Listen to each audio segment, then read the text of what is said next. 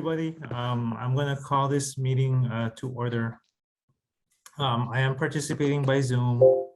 My name is Brian Daya, the chair of the Board of Water Supply.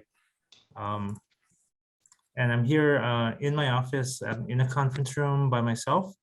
And so I'd like to welcome everyone to today's November 28th, 2022 regular meeting of the Honolulu Board of Water Supply. It is 4:00 p.m. I'd like to go over some virtual meeting regulations required by law. Board members attending any board meeting remotely must be visible to the public to be considered present and meet quorum guidelines. Board members participating remotely must also disclose their location and anyone present at their location during roll call. The public is allowed to attend the Board of Water Supply meeting at the BWS Public Service Building located at 630 South Baratania Street, Honolulu, Hawaii 96843 via interactive conference technology. Masks are not required to be worn. Let's take a moment to take a roll call of the board members. Please say aye when I call your name. Vice Chair Kapua-Sproat. Aye.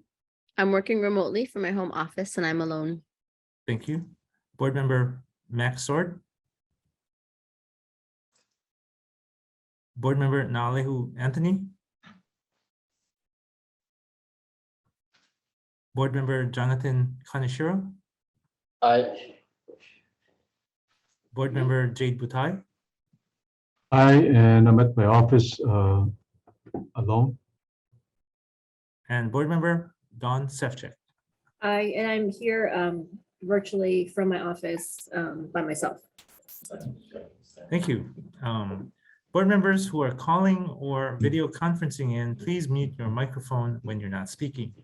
If you should have a question, comment, or wish to enter a motion or second a motion on an action item, please unmute your microphone and identify yourself before continuing to speak. If you encounter technical issues during today's meeting, please use the chat to send a direct message to our support team. Their names are listed in a message to all participants. To open the chat window, please click or tap on the next bubble icon toolbar. In the boardroom today, our manager, Ernest Lau. Hello. Deputy Manager Erwin Kawata. Hello. Board Secretary Joy Cruz Atu. Hi. Board Secretary Deanna Tyson. Aloha.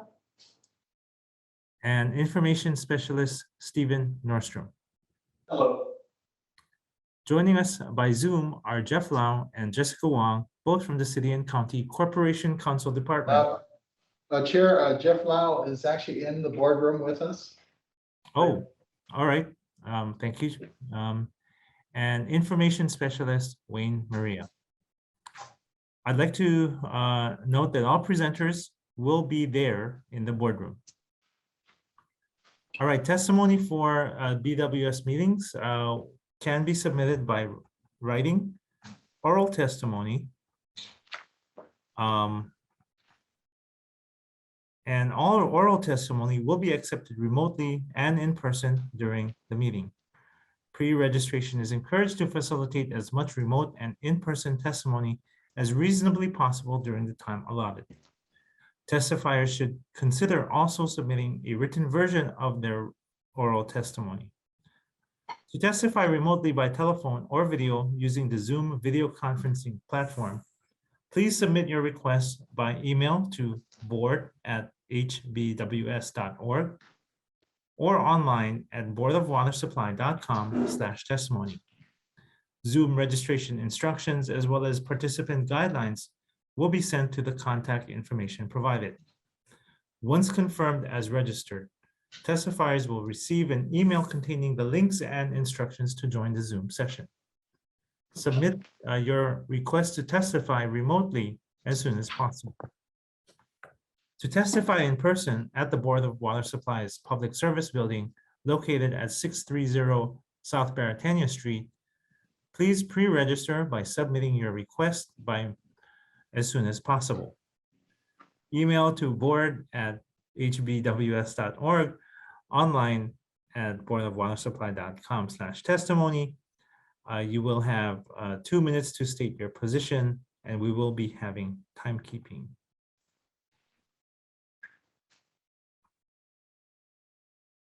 Let's see, are we accepting telephone testimony today? It's gonna be by remote.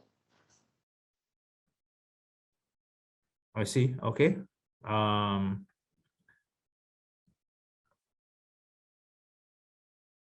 All right, the meeting is also viewable via live streaming on our website, www.boardofwatersupply.com/live.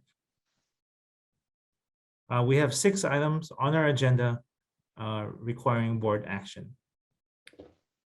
Item number 1 requiring board action is the approval of the minutes of the regular meeting held on October 24th, 2022. Members, do you have any questions, additions, modifications?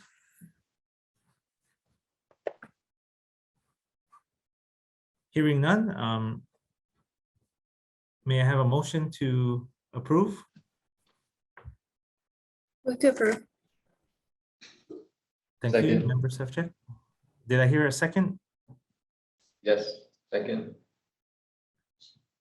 Chair, sorry to interrupt, Nane who just joined.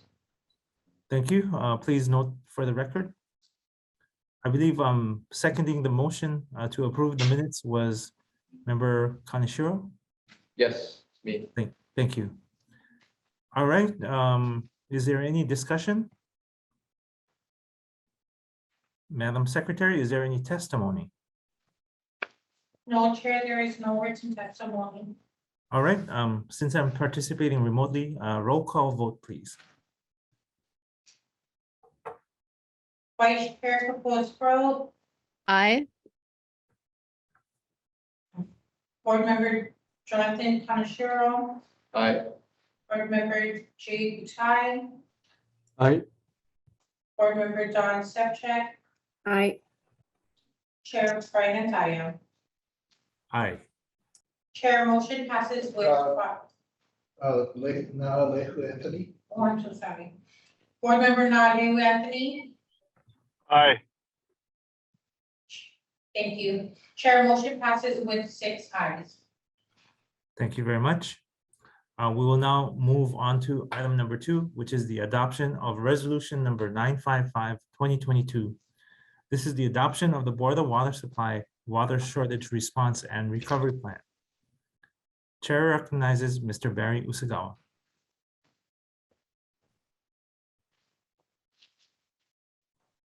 Thank you, Mr. Chair and members. This is the presentation that I presented at the public hearing earlier today. I'm going to go through it pretty quickly, and the full video of the presentation would be available on our website for the public's information. So next. So it was noticed in the Honolulu Star Advertiser on November 18th. Next. So the water shortage response and recovery plan consists of a statement of authorization, plan objectives, triggers, and response, how water shortage will affect the availability of water, surcharges, exceptions, appeals, and penalties, and declaration and termination of a water shortage condition in a recovery phase. So the definition of a water shortage condition, it exists when a water supply is not available to meet existing and or future max day water demands, usually during the summer, due to degradation of water quality, disruptions in water system delivery infrastructure, or low groundwater condition. And a low groundwater condition exists when 3 or more index wells levels fall below the designated levels for caution, alert, and critical, and chloride levels rise for 3 consecutive months at sufficient sources to hamper operations. Next. So the city charter authorizes under Article 7-105J, authorizes the board to prescribe and enforce rules and regulations having the force and effect of law. And 3, I wanted to mention the the prevention of waste and pollution of water, limitation to beneficial uses of all water, and in times of shortage or threatened shortage of water or the danger or probability of the water, that you would prescribe restrictions of the drawing of water from such basins that are proportionate to the proper and beneficial uses of those served. And then in our rules and regulations, section the 2-209, whenever in the department's opinion, special conservation measures are advisable in order to forestall water shortages, the department may restrict the use of water by any means or method of control. So the purpose of this plan is to provide strategic and tactical steps to assess the need to declare a water shortage condition and manage water demands related to that shortage. Next.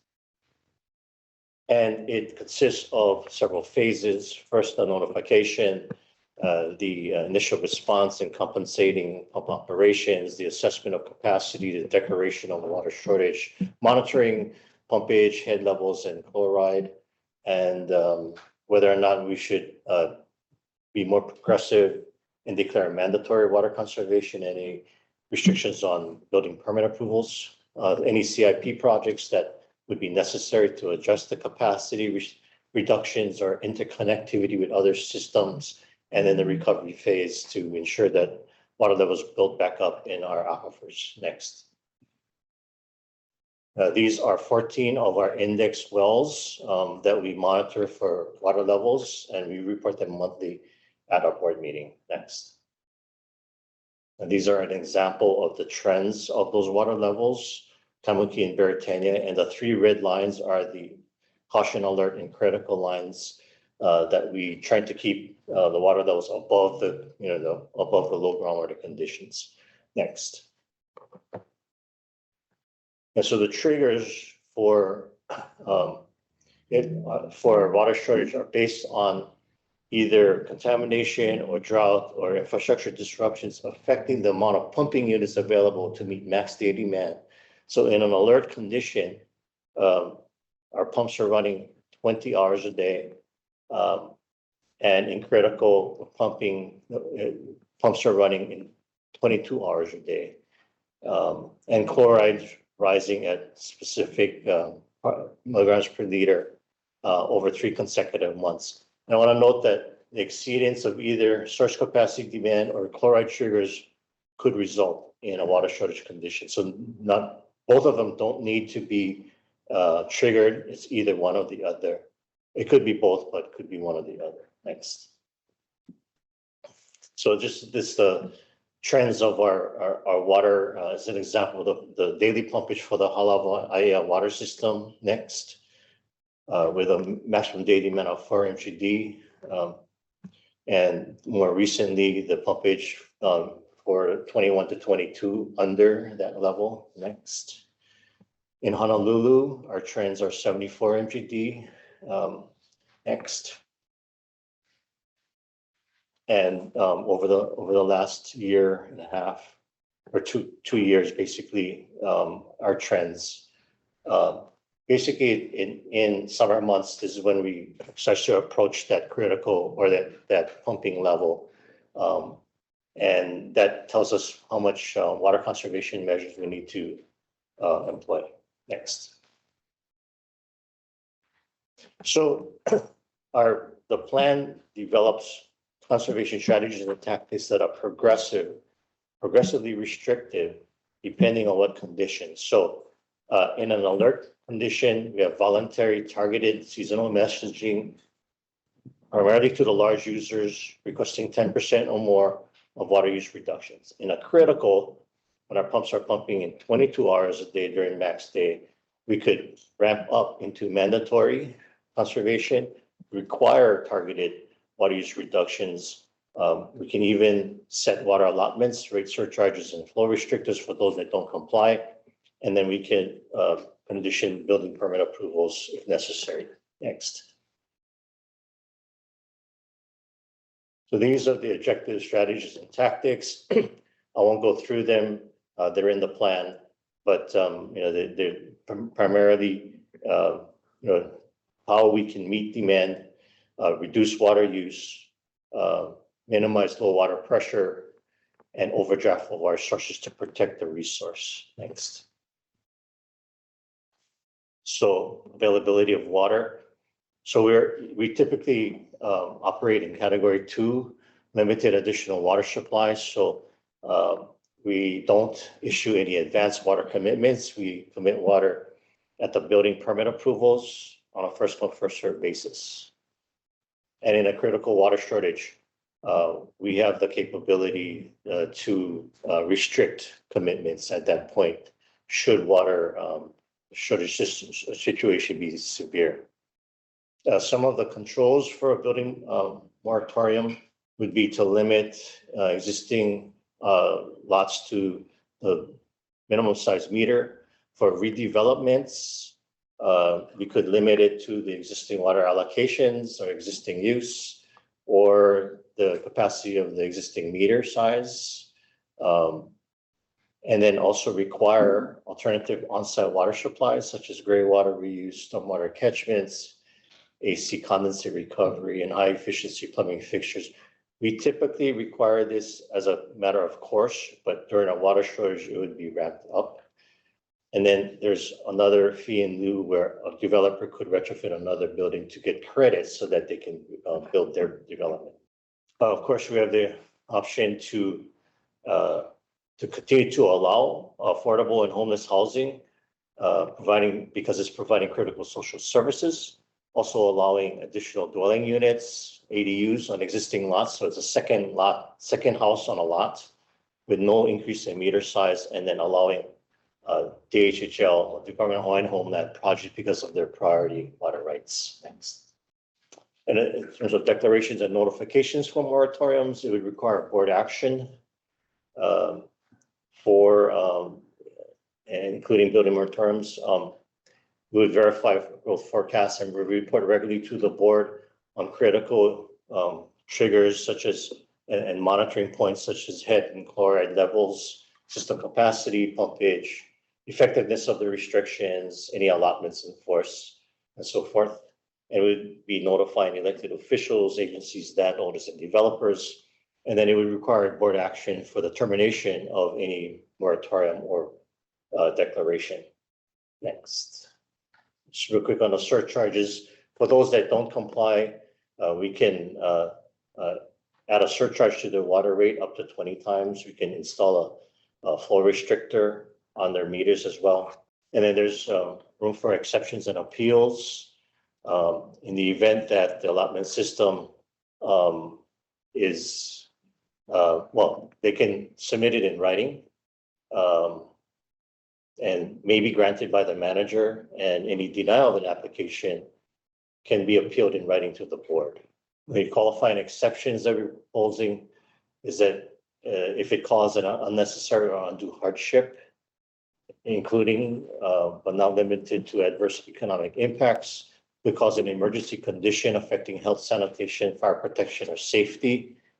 And if single-family homes have more than 4 people, to allow them a certain allotment or increase their allotment. In terms of penalties, I talked about flow restrictors. There's a $50 charge per our rules to install and remove these flow restrictors. For non-compliance, we can discontinue water service per section 2-205 of our rules and regulations, and also be charged with a misdemeanor according to section 5-501. Next.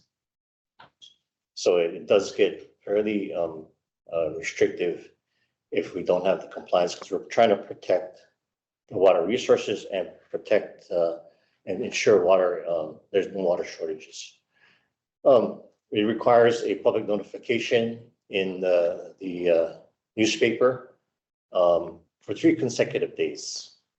So if we're pumping these stations hard to make up for the loss of whatever sources that we have to cut back on, we have to ensure that those sources are recovered, head levels in chloride, and we step down conservation measures accordingly, and modify the pump operations until it's fully recovered, so we don't continue to hit these hard hit sources. to protect their resource. And so this is the public testimony recap that we received. I'll just read them. It place strongest restrictions on the Navy and large corporate users, hotels and golf courses, water parks. Don't make local families pay for the Navy's crisis, especially large families. Put restrictions on commercial businesses that use a lot of water. Transit residents and visitors should bear most of the costs, not residents. Ration water use of tourism, military, golf, construction, and restaurants. Stop permitting new construction projects. Water from Kololo and other areas being tapped for Central Oahu and Ewa. Address the Navy's pump and dump operations at Halava Stream as a gross misuse of resources. And please prioritize residents and the future of our sole source aquifer over meeting max daily demand for military, commercial, and industrial uses. And that's my presentation, Mr. Chair, and I'd be happy to answer any questions. Oh, thank you, Mr. Osagawa, for the presentation. Really appreciate that. At this time, I'd like to accept any testimony for this item, number 2, adoption of our water shortage response and recovery plan as presented by Mr. Barry Usagawa. First, let's start with in-person testimony. Ms. Tyson, do we have any in-person testimony on this item? Yes, Chair, we have one in-person testifier here, Miss Susan Nicola Davis, testifying on item info number 1 and 7. Okay.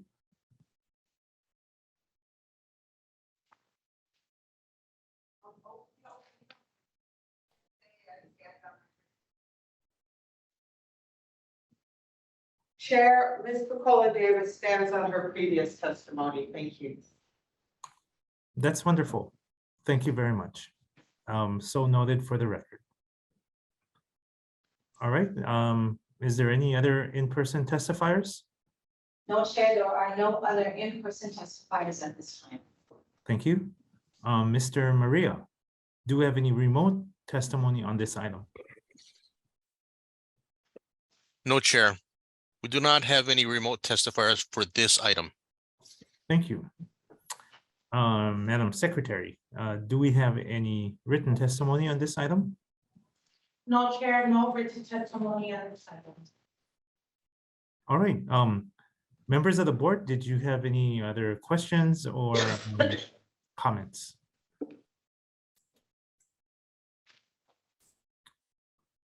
Okay, hearing none, I'd like to entertain a motion to approve the adoption of resolution number 955/2022, which is the adoption of the Board of Water Supply Shortage Response and Recovery Plan.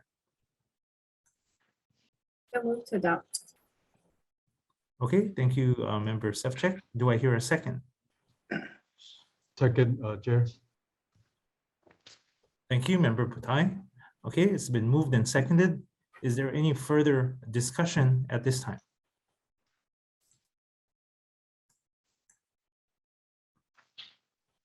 Hearing none, let's call for the vote. Madam Secretary, roll call vote, please. Thank you, Chair. Vice Chair Bosford, Aye. Board Member Nolly Anthony, Aye. Board Member Jonathan Conquero, Aye. Board Member Jay Butai, Aye. Board Member John Sevcek, Aye. Chair Brian Dyer. Aye. Chair, motion passes with 6 ayes. All right, mahalo. Let's move on to item number 3.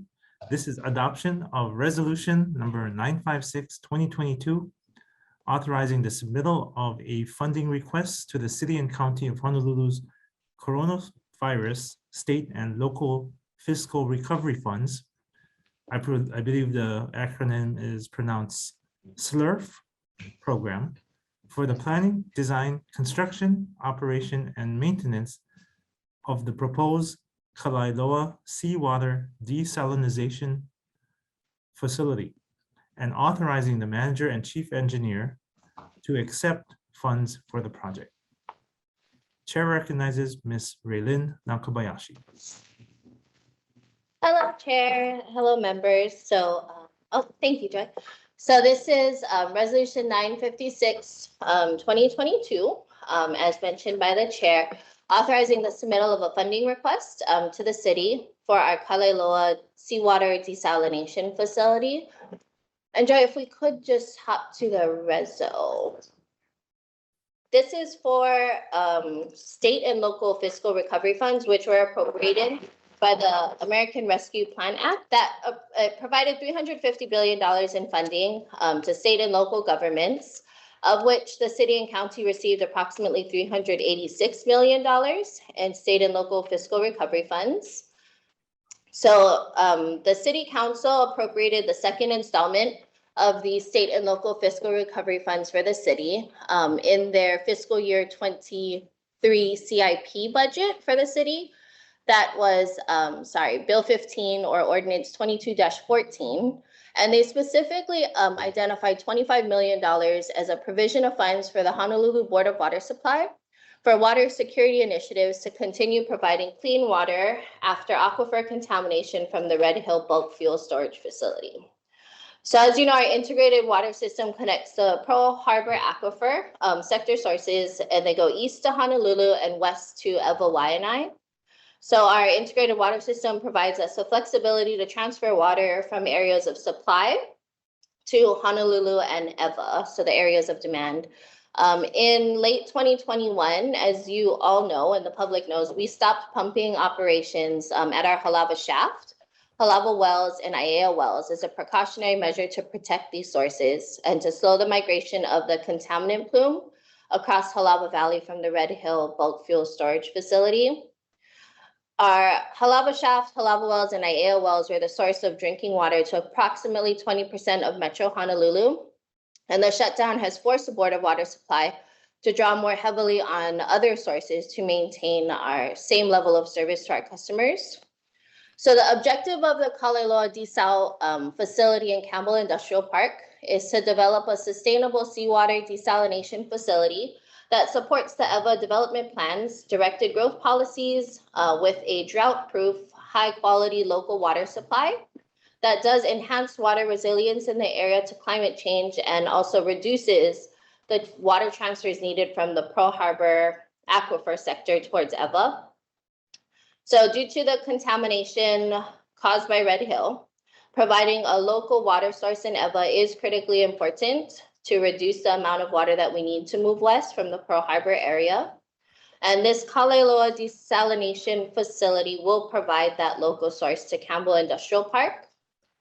So the desal facility is eligible for state and local fiscal recovery funds, or SLFRF, under the ARPA, I guess, that was, appropriated by the American Rescue Plan Act, because they also qualify for drinking water state revolving fund program loan funds. That was one of the qualifying factors for this use of SLFRF. So because Kalailoa qualifies under that, it is also an eligible use of this funding. And as a semi-autonomous agency of the city did request that our governing board, so this board of directors, should authorize the manager to commit to applying for and following through all of the financial and legal obligations associated with these state and local fiscal recovery funds. And we hope that this board supports the manager submitting this funding request. And we do have the legal authority and the financial capability to provide the additional project funding. As was noted in, I think, the second whereas, there was a $25 million appropriation in the city's CIP budget to Board of Water Supply. This project will likely require more than 25 million, so the board will has the capacity to and will fund the rest of the project. And like we had in our budget resolution, that second to the last, sorry, Stephen, second to the last whereas, just says that when we do receive monies which use is specified, we will place them in our extramural fund to account for them and ensure that their expenditures for the purpose which they were designated. And I hope that the board acts favorably on this resolution, but if you have any questions, please let me know. Thank you. All right, thank you, Ms. Nakabayashi. Exciting indeed. Testimony is now being accepted for item number 3 on this desalinization facility study. As a reminder, we are accepting remote testimony. Remote testifiers will remain muted and off camera until admitted to the meeting. Ms. Tyson, do we have any in-person testimony on this item? No, Chair, there are no in-person testifiers on this item. Okay. Mr. Maria, any remote testimony? Yes, Chair, we have one testifier waiting to provide testimony. Chair, Chun James has been admitted into the session. Ms. James, please turn your camera on and remain on mute until you are recognized by the board chair. At that time, please unmute your microphone and state and spell your first and last name for the record. You will then have 2 minutes to provide your testimony. You'll be given a 1-minute reminder to wrap up your comments. Hello, can you hear me? Yes, aloha, Ms. Oh, James. thank you. I hope everybody's doing well. We appreciate the BWS effort in obtaining additional funding from the SLURP to explore the proposed Kailua seawater desalination facility. We cannot suppose that there will be a continual coronavirus recovery fund coming from the federal government. And we also just wanted to state that this kind of plans are very, very costly on all levels of its operations, especially on an island like Oahu. And this will inevitably raise the price of basic water needs for our Oahu residents. Our Oahu residents are already suffering from gentrification. And additionally, we hope that the idea of a desalination facility does not put our decision makers into a false and dangerous law that Oahu can be sloppy with protecting its natural water sources and aquifers. So development cannot just run rampant just because we think we can have a desalination facility. We've always got to look at how sustainable it can be. Thank you so much. Well, thank you, Ms. James. Thank you very much for your time today and for your testimony. And we will definitely consider your comments. Board members, do you have any questions for Ms. James?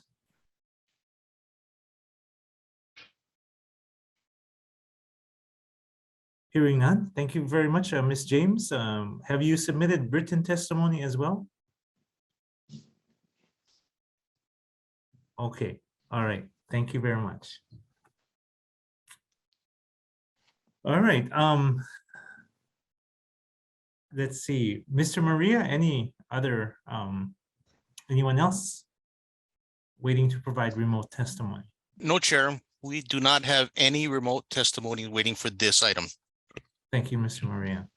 Madam Secretary, do we have any written testimony on this item? In addition to Chun James's oral testimony, she did provide with written testimony, but that was all. All right, noted for the record. Okay, members, did you have any questions for Ms. Nakabayashi or any comments? I think this is pretty innovative for BWS to think about other sources of drinking water and then leveraging ARPA funding to try and push that forward. And it's very nice that they're very willing, BWS is willing and able to support the cost share on their behalf, in addition to the ARPA funds that will be requested. Thank you. Thank you. Anyone else? Mr. Chair, just a couple of questions for Ernie folks. We've been talking about desal for a long time, yeah, and Ms. James, who gave testimony, pointed out some of the challenges that I'm sure have been talked about in your offices for a long time, right? The cost to make it, the energy costs, the brine costs, where do we put all the leftover stuff and all of that. And I guess, and what's the yield? 1.7 million gallons. Maybe Ernie, can you just talk a little bit about how you weigh that now in your mind, being able to provide more water out in Eva, and have it be a different source versus some of the challenges that we would have with respect to, challenges with desal writ large?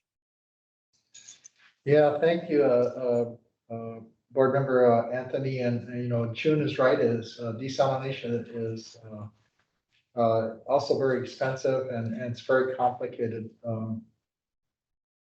And the worst possible time, to actually look at desalination would be in the midst of a multi-year drought, a true water shortage emergency. Many years ago, I took a business trip to California to look at desalination facilities there. And it was during a time when California was struggling with multi-year drought, which is even worse right now. So it's, I think, important that with this opportunity for the use, leveraging federal funds, the ARPA funds, but also we have the opportunity for U.S. Bureau of Reclamation funds through the Department of Interior. And thank you to the late Senator Dan Inouye for keeping us in the running for getting funds for that, up to a total of $20 million additional funding, federal funds that are not required to be paid back. So in combination with the ARPA funds and with the U.S. Bureau of Reclamation funds, this I think is a great opportunity to help reduce the costs for the Board of Water Supply actually to get into seawater desalination, develop the technology and the capability now before we are in the midst of a multi-year drought conditions and having to rush it through, because it is very challenging to do seawater desalination, but it helps to diversify our resource base, and it will help to provide more resiliency to the potential impacts in the future of climate change. So Lehu, I think right now is the opportunity to do this. And if we are unable to do it, it may be many years before we have another opportunity like this. And I think the cost of doing seawater desalination, if we put it off to the future, the cost will not be less. Thank you, Ernie. I appreciate it. Thank you. Okay, anyone else? Oh, Vice Chair Sproat. Mahalo, Chair. I have a couple questions too, and I'm not sure whether it's for Ernie or Erwin or Ray. So whoever feels like this is the most appropriate. I mean, I really, I share Member Subchecks Manao, and I appreciate the board and the chief engineer in particular, really, looking at how we can leverage opportunities and resources with both the ARPA funds as well as whatever other monies may be available. I too am a little cautious about desal, and I'm so old that I remember having this discussion with BWS back in the day in the Waihole litigation, looking, and I understand that since that time, for looking at the, it's over 20 years ago, the technology has improved significantly, and the cost that we were looking at that time has gone down substantially as well. But there's still the issue of the brine to me, and sort of how we're going to be dealing with that and other related issues. And so I too am cautious, and I'm wondering whether you folk, and I realize that this is still, very early on and kind of doing doing research and looking into it, but do you have a sense at this point, Ernie, of what we would be looking at per thousand as far as what it would cost to develop to go from seawater to drinking water? I don't have a total cost, but it's gonna be substantially higher than groundwater costs. Groundwater is actually the cheapest option Right. for us because you pump it out of a freshwater underground aquifer. And you chlorinate it, and hopefully it's not contaminated with fuel or any other chemicals that you have to treat. But then you pump that and you serve that to customers. So that's relatively a lot cheaper. For the seawater project, it'll be much more expensive because we're taking seawater, we're taking the salt out of it, having to dispose of that salt that we've taken out of the seawater and dispose of it in an environmentally responsible manner. So I really don't really have a good cost number. I think it'd be multiple times more expensive than groundwater. But I'm not trying to avoid it, answer your question, because we're still in the procurement process right now. And I don't want to disclose any details at this point until we're through the procurement process. Sure. And I was just curious, Ernie, because I remember back in the day, you know, when we're looking at these issues in the 90s and early 2000s, it wasn't uncommon to see figures in the neighborhood of $3 or $4 per 1,000 gallons. And more recently, I've seen figures, you know, less than $2 per 1,000 gallons. And so it's just kind of curious on order of magnitude. So the What only would- caveat with that, Kapil, I would say, it also depends on the economies of scale. Yeah. So if the plant is like a 50 million gallon a day desalination plant, like what I think they built some plants in California of that size, then the cost per gallon comes down. But when Yeah. we're looking at small capacity, the cost is, I think, much higher than it would be on a large plant that has economies of scale. So we're looking at a smaller plant that's expandable to 5 million gallons a day. And the brine disposal will be through an injection well instead of an ocean outfall. So we feel that that'll lessen the impact to the nearshore environment, maybe mitigate that. But that's the challenges of doing desalination. Yeah, and I guess that's part of why I was asking too, because looking at a plant on the order of, you know, 5 MGD would make it more expensive, as opposed to if we're forced to go down this route because the Navy's poisoned our water or what have you, then, you know, would it make sense to look at a bigger plant out of the gate, whereas one that would be, you know, even to be expanded would be capped at 5, right? Yeah, right now it's at 5, expansion capacity to 5, but I've also kind of asked that question. If we should just go for the larger capacity facility. The other thing that we're doing, which is maybe adding to the cost, I think, is that we're being very careful to see when you desalinate seawater, you have basically a very pure water that has low mineral content. And we put that water directly into a water system that is traditionally seen only groundwater, which has minerals in it. Then, you know, there could be negative impacts on water quality for our customers in the pipes that we put, the metal pipes that we put that water into. So we have to carefully actually blend the two waters together so as to not create water quality problems for our customers. So pure seawater is desalinated, actually is going to be so pure that we're going to have to look at water treatment to add minerals back carefully so that we can blend the two waters together so they're compatible. And that's why I think you have to look at doing this now than instead of kicking the can down into the future.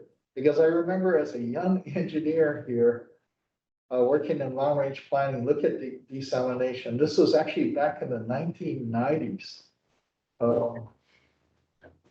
And always thought we should do it, but it kept being pushed off into the future. And here we are 25 years later, and we're looking at doing it again. But what we didn't have 25 years ago was federal funds the opportunity for federal funds to be leveraged to help reduce the cost to our customers. Right. And I think we have a viable project. We just have to complete the procurement process to make sure we can move forward. Yeah. And, you know, I guess what we also didn't have 25 years ago, or maybe we did, but we didn't know yet, were the implications of, you know, what was happening at Red Hill. And so now I think additional impetus for us to have to move forward at developing alternatives. So Yeah. I'll just say I continue to have concerns about the brine, even with the injection. I appreciate looking at alternatives. I think that's better than putting it in the dump or something else. But I hope that as we continue through this process, we'll continue to look at and, you know, whatever best management practices or other technologies out there, what other technology is out there that's available to help us minimize the impact of the brine in particular. So Yeah, that's why I think it's also, board member Strode, it's also good to start with a small plan. yeah, To assess impacts, rather than going for like a large plant of 10 or 50 million gallons a day. Yep. And also it's not just saying desalination is our only solution. We have to look at additional groundwater development, protecting our groundwater resources, also water conservation, the opportunities for greater water conservation. And also managing our watersheds to make sure that they're as efficient as they can be to retain the precious ua that falls on the Manco watershed lands to help recharge our aquifer. So it's a really multi-pronged approach here. yeah. And I realize that these issues are so multidimensional. It's going to take more work for us to figure it out. So thank you for, you know, committing to make sure that this process is as pono as possible. Mahalo. All right, anyone else? Okay, I if don't, not, I don't mean to go on a tangent, but, that, can I ask a quick question? Have we looked at, like sewer treatment? Or is it, I mean, not specifically applicable to saltwater desalination, but has the Board of Water Supply looked at sewer treatment? Yeah, actually, maybe it's related to reusing wastewater. Yeah. Treating and reusing. Yeah, Right now, we currently operate a recycled water facility that takes treated wastewater from the Honolulu wastewater treatment plant. And it's capable of reusing about 10 million gallons a day. So we want to expand that for non-potable use, not for drinking use, but irrigation of golf courses, landscaping, agriculture. So we're currently doing it. We've been doing it for Erwin, how long now? Oh boy, almost 20 years. So, and Barry's division is responsible to operate the Honolulu recycled water facility. That's also another option, basically looking for sources of non-potable water and matching that with the appropriate end use from our customers, and I think that's actually even probably cheaper than doing seawater desalination. it's just another way of adding to the, yeah. We'd like to do it more often, but some of the issues are the wastewater, especially in the coastal areas, has too much saltwater influence. It gets into their collection system, so the salinity levels are not appropriate for irrigation use. But Honolulu is actually a good area, and the Evaplane was required, developers were required to put in dual water systems, a potable system alongside a non-potable system. So it's actually set up perfectly for reuse, and it's over the cap rock too. Yeah. And not over the drinking water aquifer. Great. Yeah, I apologize, I'm still catching No, up. I- So it's good to Actually, I hear. would love to take you out there to go visit the plant, and it's the largest publicly owned recycled water facility in Hawaii. Great, yeah, I'd love to go out one day, yeah, that'd be great. Sorry, Chair, thank you. Thank you. oh, no worries. Okay, anybody else? I just wanted to comment, so want to follow up on some of the comments that testifiers have made.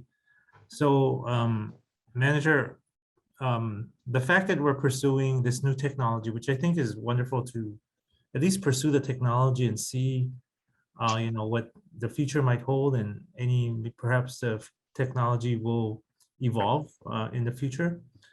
But will this change our commitment to protecting the groundwater resource that we've got?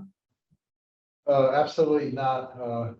Our public trust responsibilities remain the same for protection of our freshwater resources that our community depends on. Chair, there is, I don't think there's just one solution to our challenges. So it becomes multifaceted. You know, we have to pursue them all at the same time. So those are some of the challenges. Okay, great. Just wanted to you know, clarify that. All right. If there's anyone else? Okay, if not, then let's see. We do need to have a motion on this. May I have a motion to approve resolution number 956, 2022, authorizing the submittal of a funding request to the city's SLURF program for the planning, design, construction, operation, and maintenance of the proposed Kalaeloa seawater desalination facility, and authorizing the manager to accept funds for the project.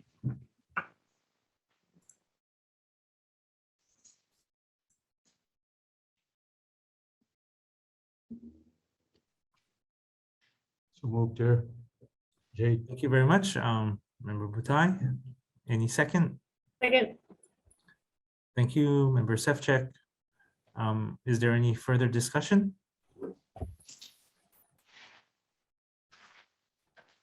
If not, let's call for the question. Madam Secretary, roll call vote, please.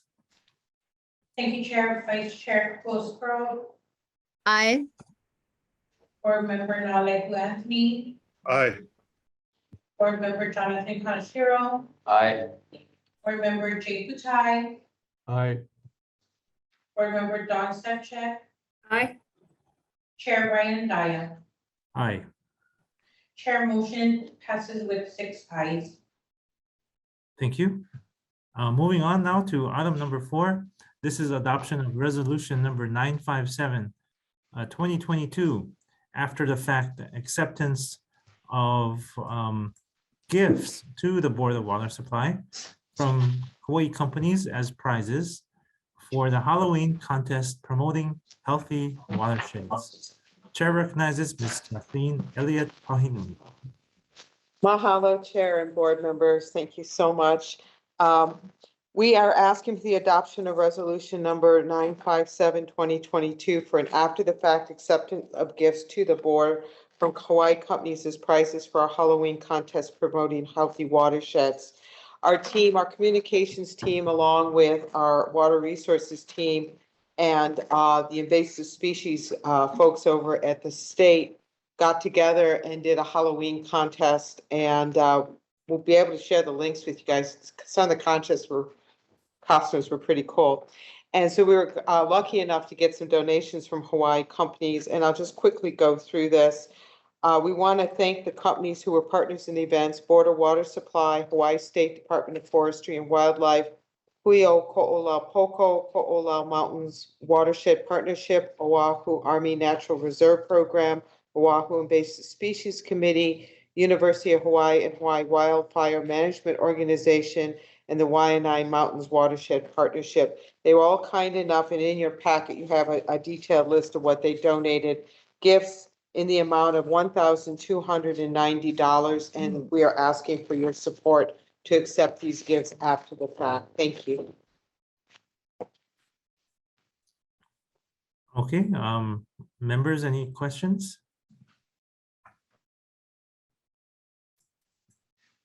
Okay, and I am going to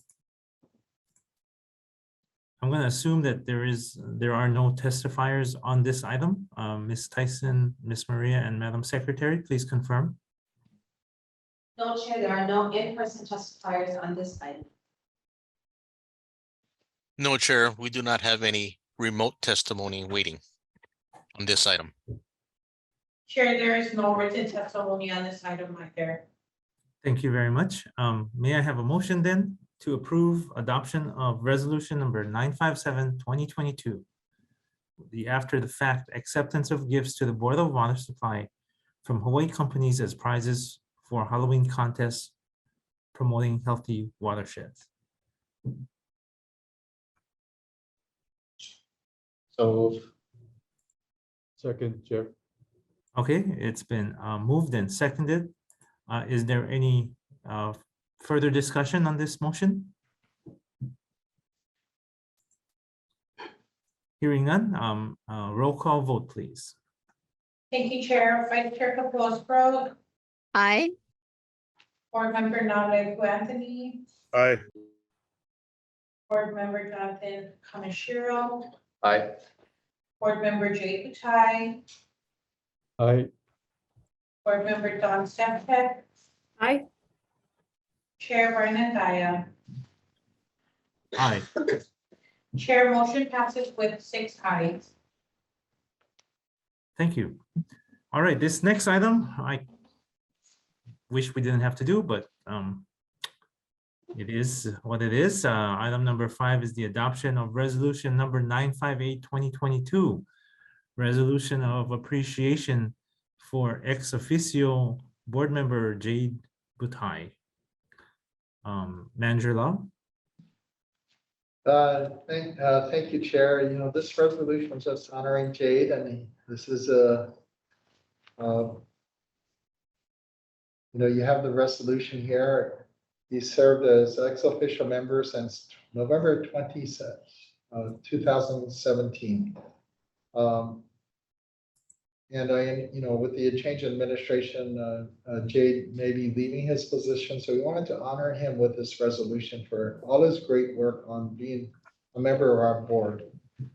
His reputation in government and business community as a director of DOT, and as prior to that as a deputy director of administration for the DOT, and also with the Department of Labor and Industrial Relations. Coupled with his esteem of his colleagues, has resulted in additional recognition and respect for the board. We've really greatly benefited from Jade's experience and insight into operational and into administrative matters gained managing a state department and bringing that to the board in our discussions. He supported our initiatives and you know, one thing, I won't read the rest of the resolution, but Jade, you know, of all the directors in my experience as being the manager here for now over 10 years, you've been the best ex officio member of the director of Department of Transportation in my whole history here as the board manager. You've attended more meetings, and I know, Jade, you told me once that you belong to, I don't know how many boards and commissions in your role as the director of transportation. And yet you made the time to serve on this board, to attend our meetings, even during COVID. And really, it's to benefit the people that we serve, the water customers of the Board of Water Supply. So for the island of Oahu. So Jade, I just want to say mahalo. I'm going to miss you. I wish you could stay longer to serve on the board, but you've been an outstanding ex officio member as the director of transportation. So a big mahalo nui. And I wish you the best in your future endeavors. So Chair, I'll turn it back to you. I kind of ad-lib it a little bit here, but I'm speaking from the heart for my friend Jade Butai. Yeah, I'll be the first of the members to kind of echo Ernie's comments. Jade, you've contributed immensely to the work of our board here and our agency. it's incredible the amount of public service, that you've served, our community. It's just really admirable. And I wish I could be like you someday. And you inspire me to, and inspire all of us, I think, to keep serving and, keep just contributing back to our community. And in particular to our agency here, the Board of Water Supply. So thank you very much. As Ernie said, you have so much on your plate with so many different boards and commissions, yet you find the time to contribute, participate, and show up on a board that's not even a state board. It's city and county, but you're still here, and I think that just speaks volumes of who you are. So I know Ernie gave the mahalo and the thank yous. I'll give you the maraming salamat po for your service.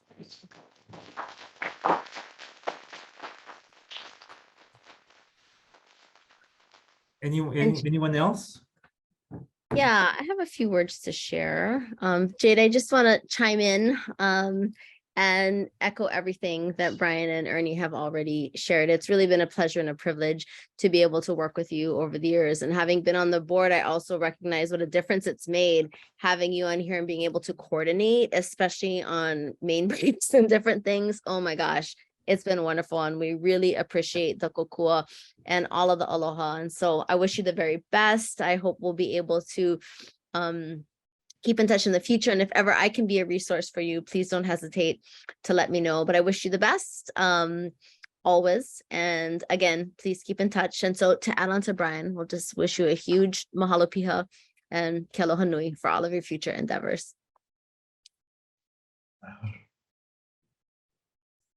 Okay, so we got 3 languages. Anybody? Anybody else? If But, not- thank you all. It's been an honor to serve on the board and to, work with all of you on the many challenges. We have not been handed easy issues, to say the least.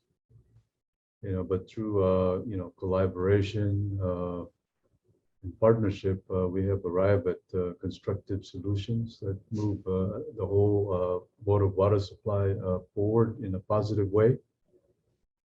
So thank you for your, cooperation, and most importantly, for your teamwork, collegiality, and, friendship. Like Ernie said, I'm, because of my position, I'm on over 30 boards and commissions.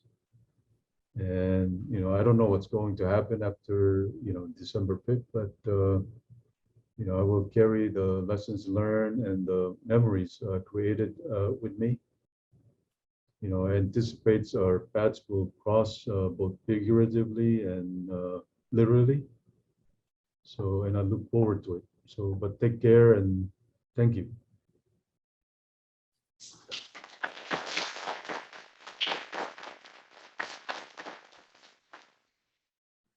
Anyone else? If not, we'll do a motion to accept a resolution.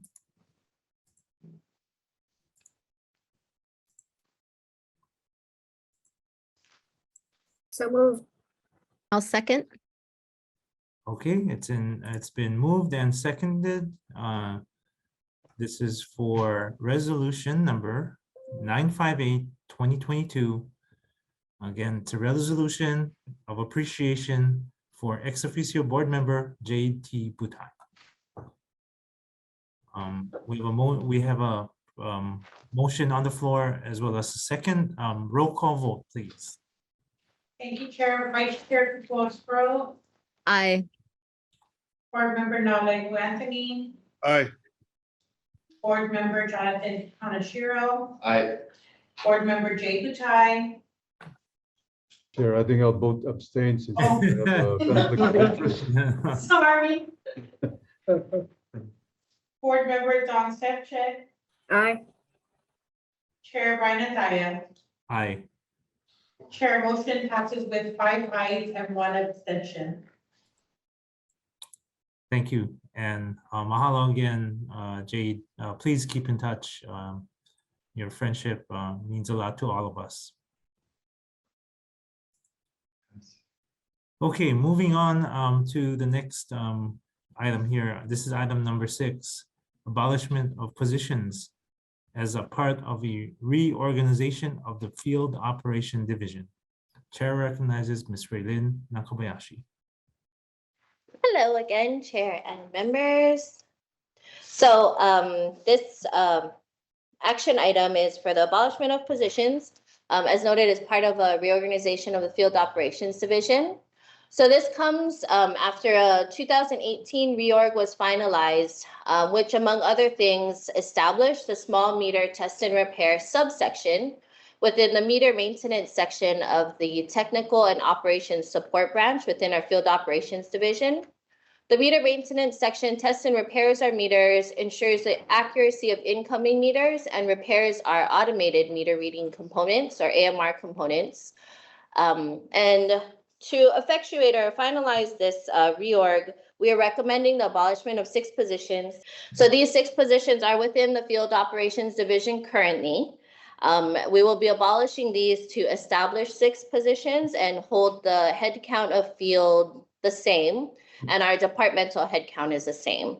And so these are the 6 positions to be abolished: chemical treatment workers, 2 of them assistant storekeepers, 2 of them a mason, and a groundskeeper. So we've determined that these positions, as currently described and placed in the Field Operations Division, are no longer necessary. So we're requesting the board allow us to abolish them to create positions where additional staff support is required. The small meter test and repair subsection only has 3 permanent trades helpers that focus on those AMR components. And we've been required to supplement this permanent staffing with 6 employees on personal services contracts. So we've determined that there's sufficient workload permanently to establish 9 AMR positions or trades helper AMR positions. So the abolishment of the 6 above and the creation of these permanent positions below will allow us to achieve that optimal, I guess, or needed workforce. This just closes with pursuant to the revised charter, section 7-105C, the board actually has the power to abolish and create positions. So the action we are requesting is for you to approve the abolishment of those numbered positions and the creation of 6 trades helper or AMR positions. So if you have any questions, I'm here, and also Jason is here from field. Thank you. Thank you. Members, any questions?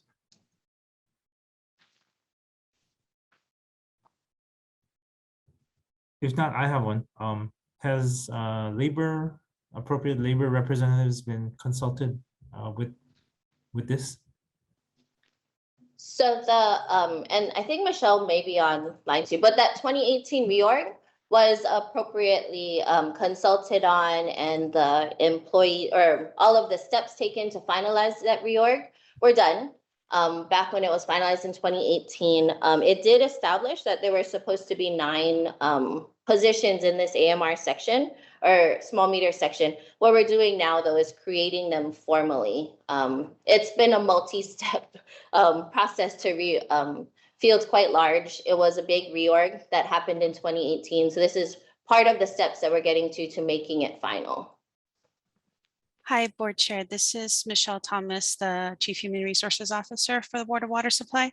I would like to just confirm what Raylene did say, is that we did do consultation back in 2018 on this particular reorg, which actually included quite a few phases of the reorg that we've been going through over the past few years. We are at the point where we are trying to culminate the reorg and finalize everything so we can move forward with our new reorganized organization, so to speak, with the establishment of the multi-skilled worker program, which was the ultimate goal of this reorganization in the first place.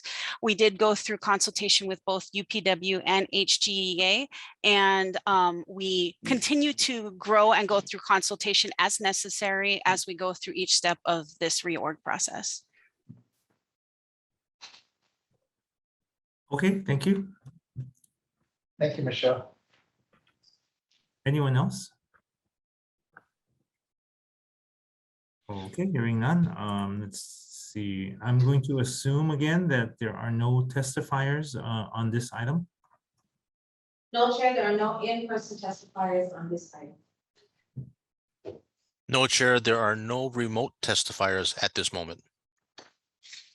Chair, there is no written testimony at this moment. Thank you. The testimony period for this item is now closed. Do I have a motion to approve the abolishment of positions as a part of a reorganization of the Field Operation Division? So move, Mr. Chair. Thank you. Second. Okay. Thank you, members Anthony and Kaneshiro respectively. Is there any further discussion? Hearing none, Madam Secretary, roll call vote, please. Thank you, Chair. Vice Chair Proposed Aye. Board Member Naleku Anthony, Aye. Board Member Jonathan Kaneshiro, Aye. Board Member Jay Butai, Aye. Board Member Doug Sevcek, Aye. Chair Brian Daya. Aye. Chair, motion passes with 6 ayes. Thank you. Let's now move into our items for information. We have 7 items on the items for information agenda. Item number 1 is the update on the boiler water supply's response to the potential impacts of the Red Hill fuel contamination. Manager Lau. Thank you, Chair. I have a short presentation. I'll try to move quickly through it. Please stop me if you have any questions. So we circled in yellow. Yellow are the 2 Navy sources that are still shut down. Of course, Red Hill Shaft was heavily contaminated back in December.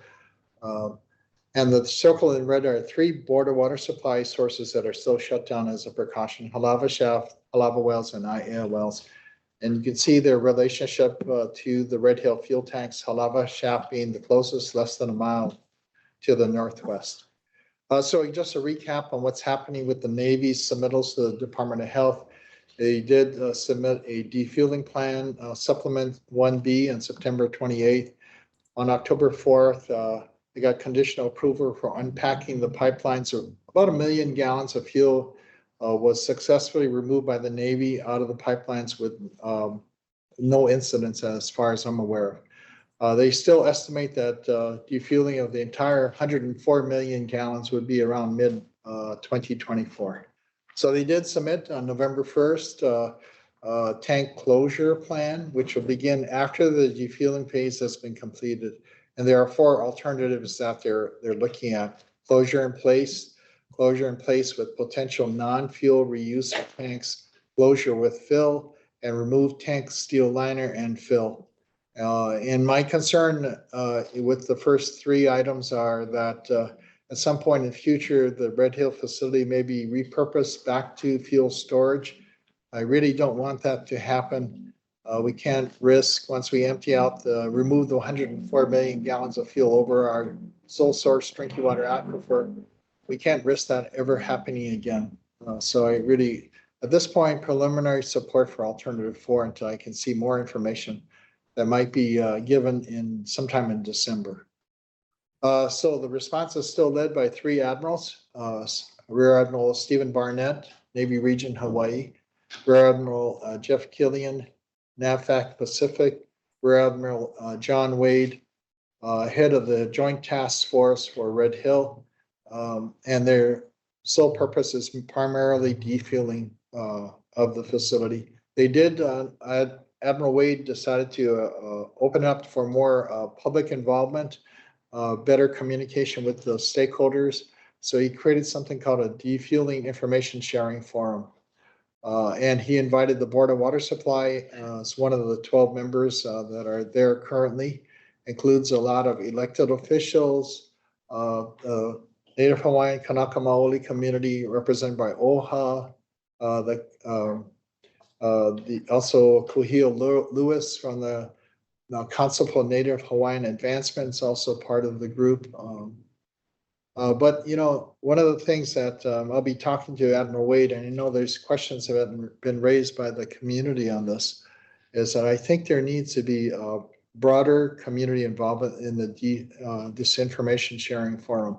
This information sharing forum, I think what Admiral Wade is looking at is a way to disseminate information about what's happening with the defueling operations and tasks, also to solicit input from the different stakeholders. So I think you need to look at trying to expand that to include organizations like I would say the Sierra Club and also the Oahu Water Protectors. I think there needs to be broader community participation in this forum. And I think that would really make me much more happy about this situation. Thank you. So they also talked about the organization, and this is just for the Joint Task Force for Defueling. And you can see the Secretary of Defense, the Commander of Indo-PACOM, Admiral Aguilino, and under that is the Commander for the Joint Task Force, which is Admiral John Wade. So he's basically a few steps below being able to talk directly to the Secretary of Defense. He has a group that's made up of not only Navy personnel, but also includes Army. So there's Michelle Link is a Brigadier General from the Army, along with Brigadier General Lance Okumura and Colonel Kevin Williams are also part of Army. So it's a multi-force task force there. But it's important, it's broken down in different areas. So you can see the structural the organizational structure here, including the defueling information sharing forum. Like I said earlier, timeline for defueling, getting 104 million gallons out, still June 2024. We recently on November 9th had a fuel tank advisory committee, which is required by state law and a effort by requirements set by the state legislature, which we really appreciate. So this meeting went on for actually about 7.5 hours. And this is the agenda that was covered during that day.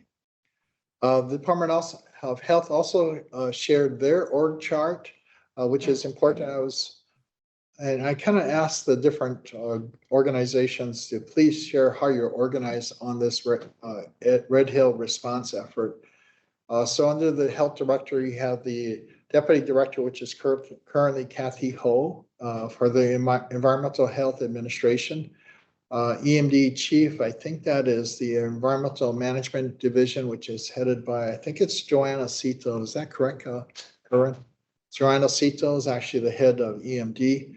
And under there's basically 4 groups that are organized for defueling, closure, aquifer assessment and remediation, and drinking water issues. So you can see how this is how the Department of Health is organized to provide oversight on the Red Hill issue.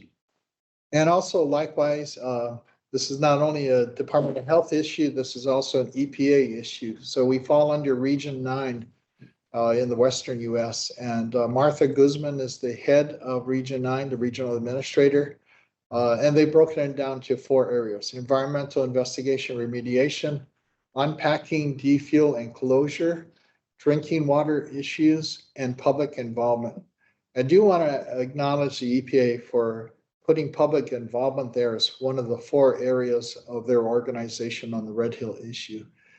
Because I think public involvement and keeping people informed and allowing for their folks to share their manao about this issue is important to the process of dealing with the Red Hill contamination issue, which we know will continue for many, many years to come. Also part of the Fuel Tank Advisory Committee meeting was a very, to me, eye-opening presentation by the organization called ATSDR, Agency for Toxic Substances and Disease Registry, part of the Centers for Disease Control, the CDC. They had two work streams related to Red Hill, a health survey and also health assessment activities. And their research has indicated, based on current research that's out there, effects of exposure to jet fuel could fall into these areas: respiratory system impacts, gastrointestinal tract, and nervous system impacts. They indicated about 9,700 or 9,700 households were exposed potentially to jet fuel in their tap water from the incident that occurred shortly beginning after Thanksgiving of last year.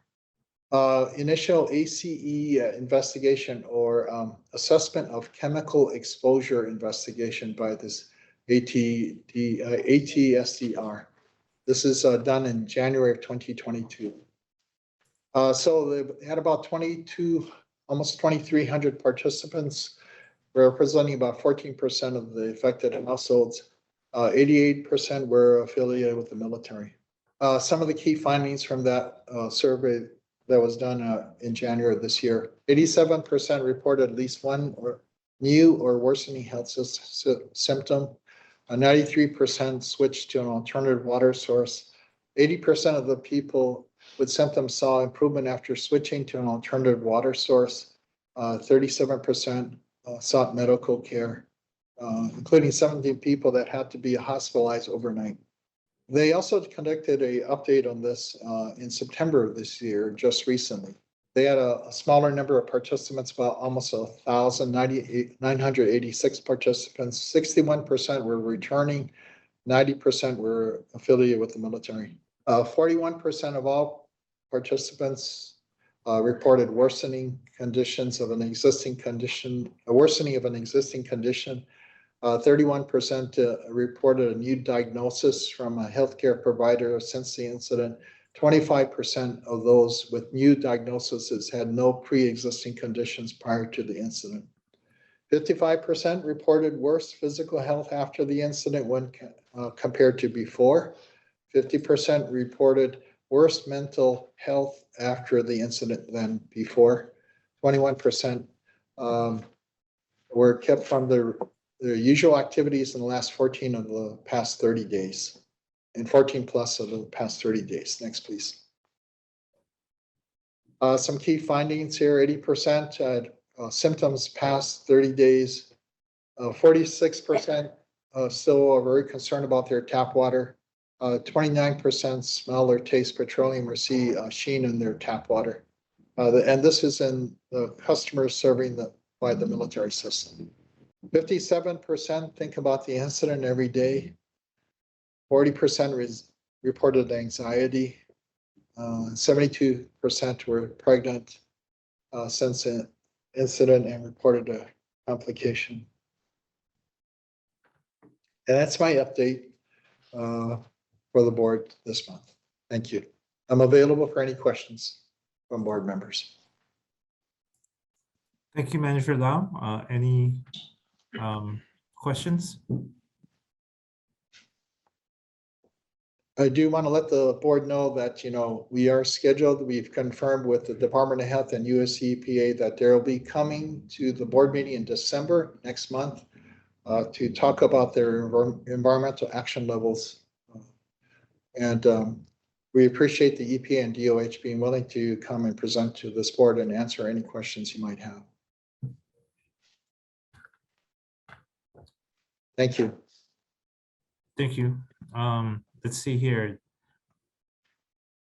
We will now take testimony on this item.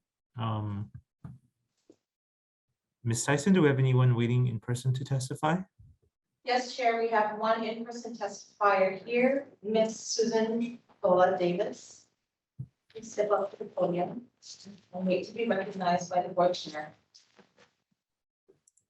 Aloha, Ms. Koa Davis. Aloha. Please state and spell your first and last name for the record. You will have 2 minutes to provide your testimony. You'll be given a 1-minute reminder to wrap up your comments. Susan, S-U-S-A-N, Pacola Davis, PCOLA-DAVIS. Start? Please, go ahead.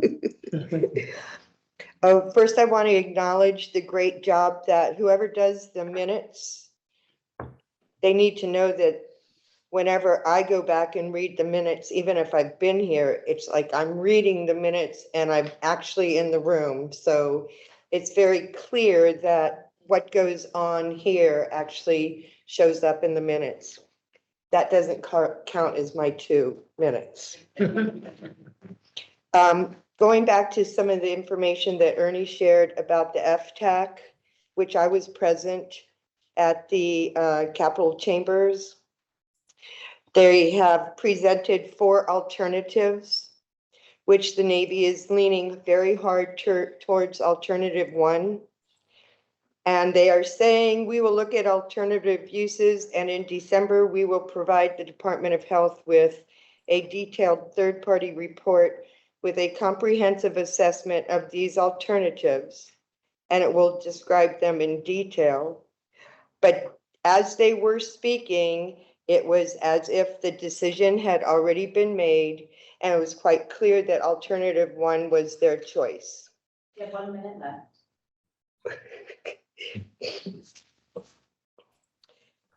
During this FTAC meeting, Ernie made several great points. Now we're kind of down the same road now with closure. The alternative 4 is actually the alternative that I feel most comfortable with because it completely eliminates the chance of fuel in the future coming back to this facility. He also states that any other choice, the facility could be resurrected from the dead. He did say that. We're only 1 degree from freedom. The second part, which I provided a transcript, and he alluded to the ATSDR and CDC presentation, was great. And also, I provided the transcript of the meeting for the closure part and the clinic, and that can be shared with the members. And that the Navy is still saying there's no direct correlation between fuel consumption and symptoms. And all I can say is simple math is 1 + 1 = 2. The forum, which Ernie attended, is not to be, it's private. And they said, the Navy said that the meetings and contact discussed will not be open to the media or the public. And I did question this to the Office of Information Practices, and they responded that if it's a federal meeting, they do not have to follow the sunshine laws. So thank you very much for indulging my bit over time, Chair and members. Thank you. Thank you, Susan. Thank you. Okay, any other in-person testifiers today? No, Chair, there are no other in-person testifiers. Okay, do we have any remote testimony? Yes, Chair. We have 2 testifiers waiting to provide testimony. Okay, please proceed. Chair, we'll let in Meredith Wilson to start. Please turn on your camera and remain on mute until you are recognized by the board chair. At that time, please unmute your microphone and state and spell your first and last name for the record. You will then have 2 minutes to provide your testimony. You'll be giving a 1-minute reminder to wrap up your comments. Meredith Wilson, please unmute your microphone and wait for the board chair. So is there a Miss Wilson here? Yes, I'm here, sir. Oh, thank you. Please go ahead. Hi, so Meredith Wilson, it's MREDITH WILSON. Thank you.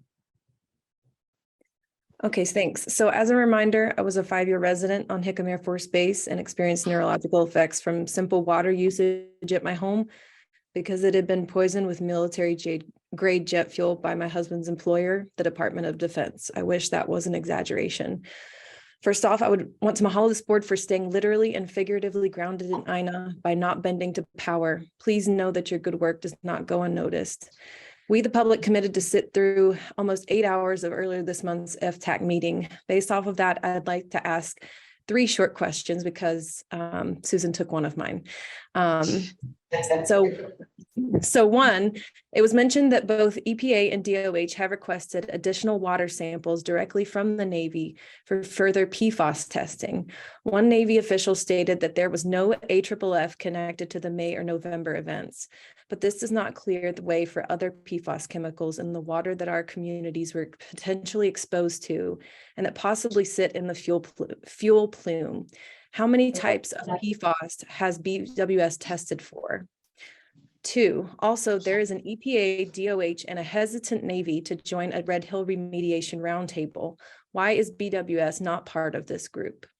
And finally, a DOH official during the FTAC meeting stated that no TPH had been detected during long-term monitoring so far. Can you confirm if that is really true?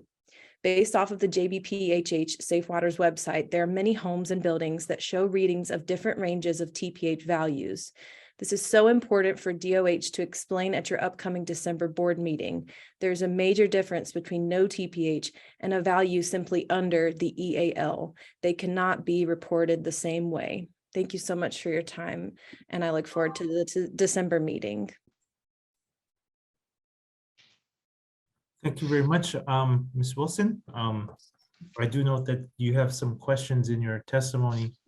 I will hopefully, Manager Lau, could you please follow up on those questions? Yeah, if you don't mind, we can try to answer what we can now for Meredith's questions. In terms of types of PFAS that we've tested for, maybe I'll ask Erwin Kawata, my deputy manager, to respond. 29. We've done 29 different types.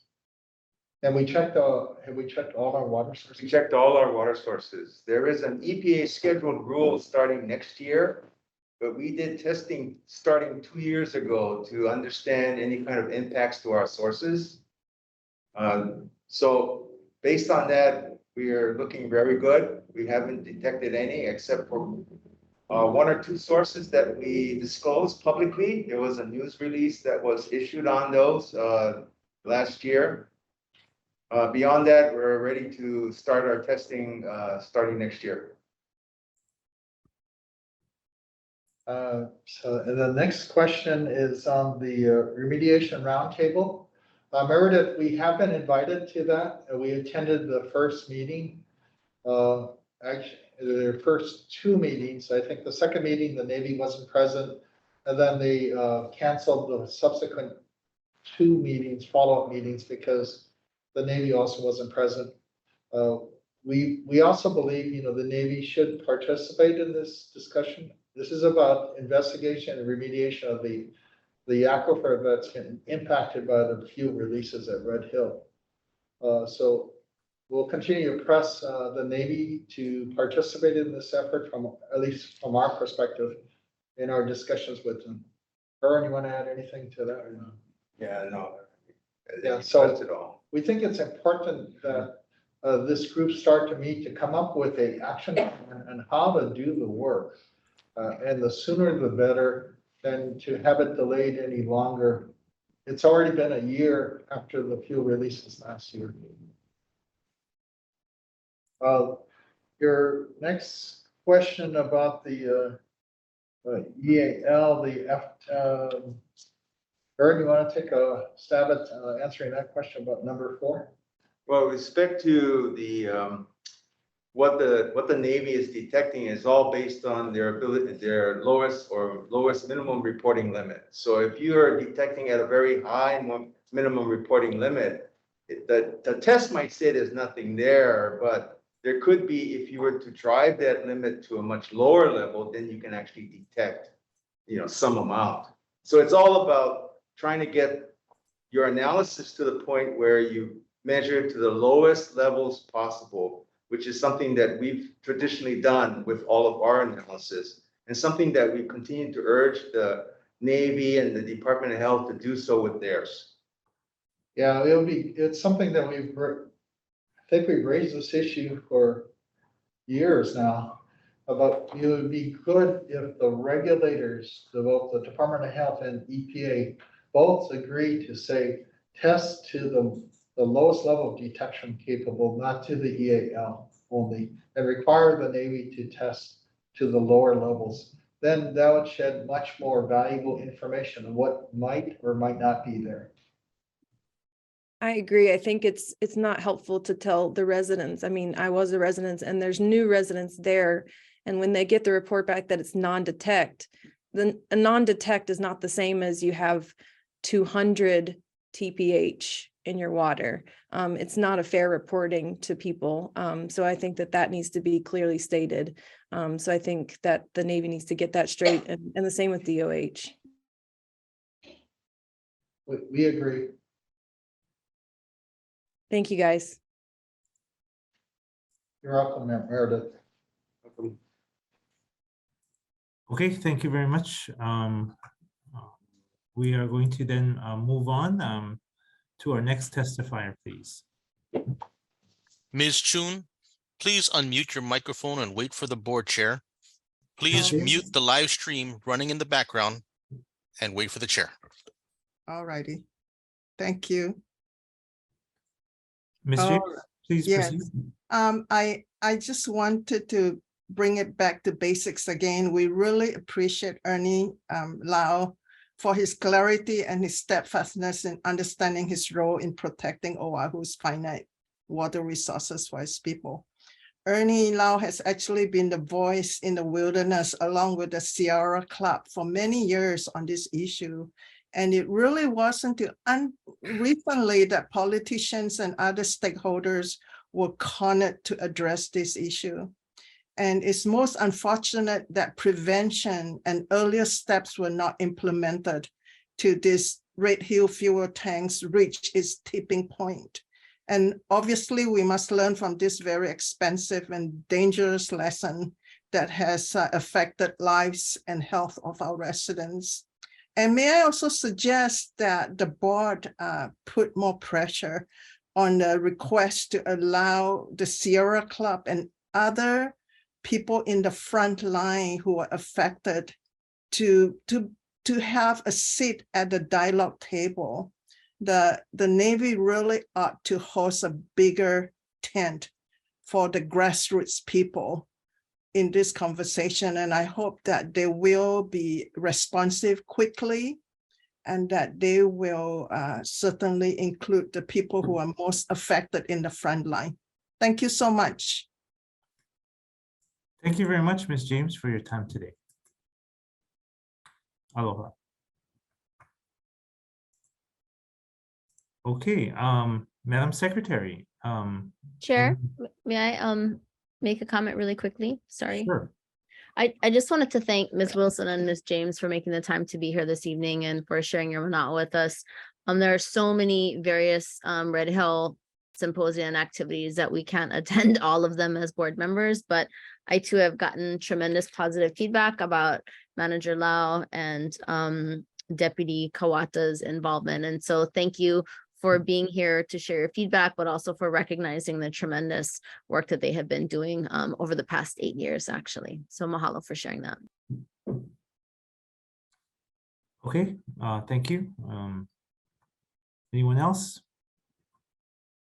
Actually, Mr. Chair, just really quickly, just want to echo what Vice Chair Sprott had to say. Also want to add that I'm really happy that the public is watching this, and as intently as they are. This is a really important issue, and that it has to be called out by the public as well to help in the momentum for this. And I know that next meeting's discussion is going to be all about action levels, and just wanted to echo what Ms. Wilson had to say with respect to those.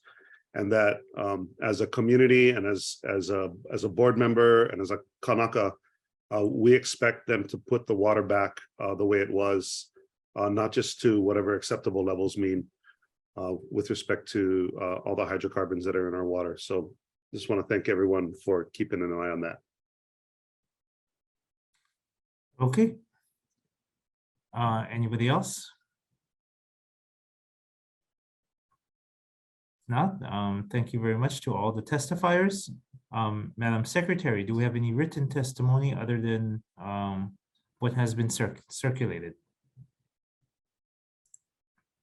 Sorry, Brian, so there is just 3 testimonies that was accommodating the 3 oral testimonies that were given. Okay, thank you. Thank you for noting that. And then I assume you'll circulate those additional testimonies as well. Thank you again to all the testifiers, both those who came in person, remote testifiers, as well as those who submitted written testimony. Members, any further questions or comments on this matter?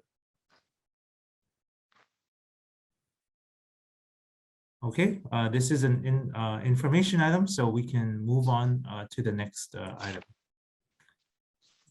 Next up is Mr. Joe Cooper, Waterworks Controller, Finance Division.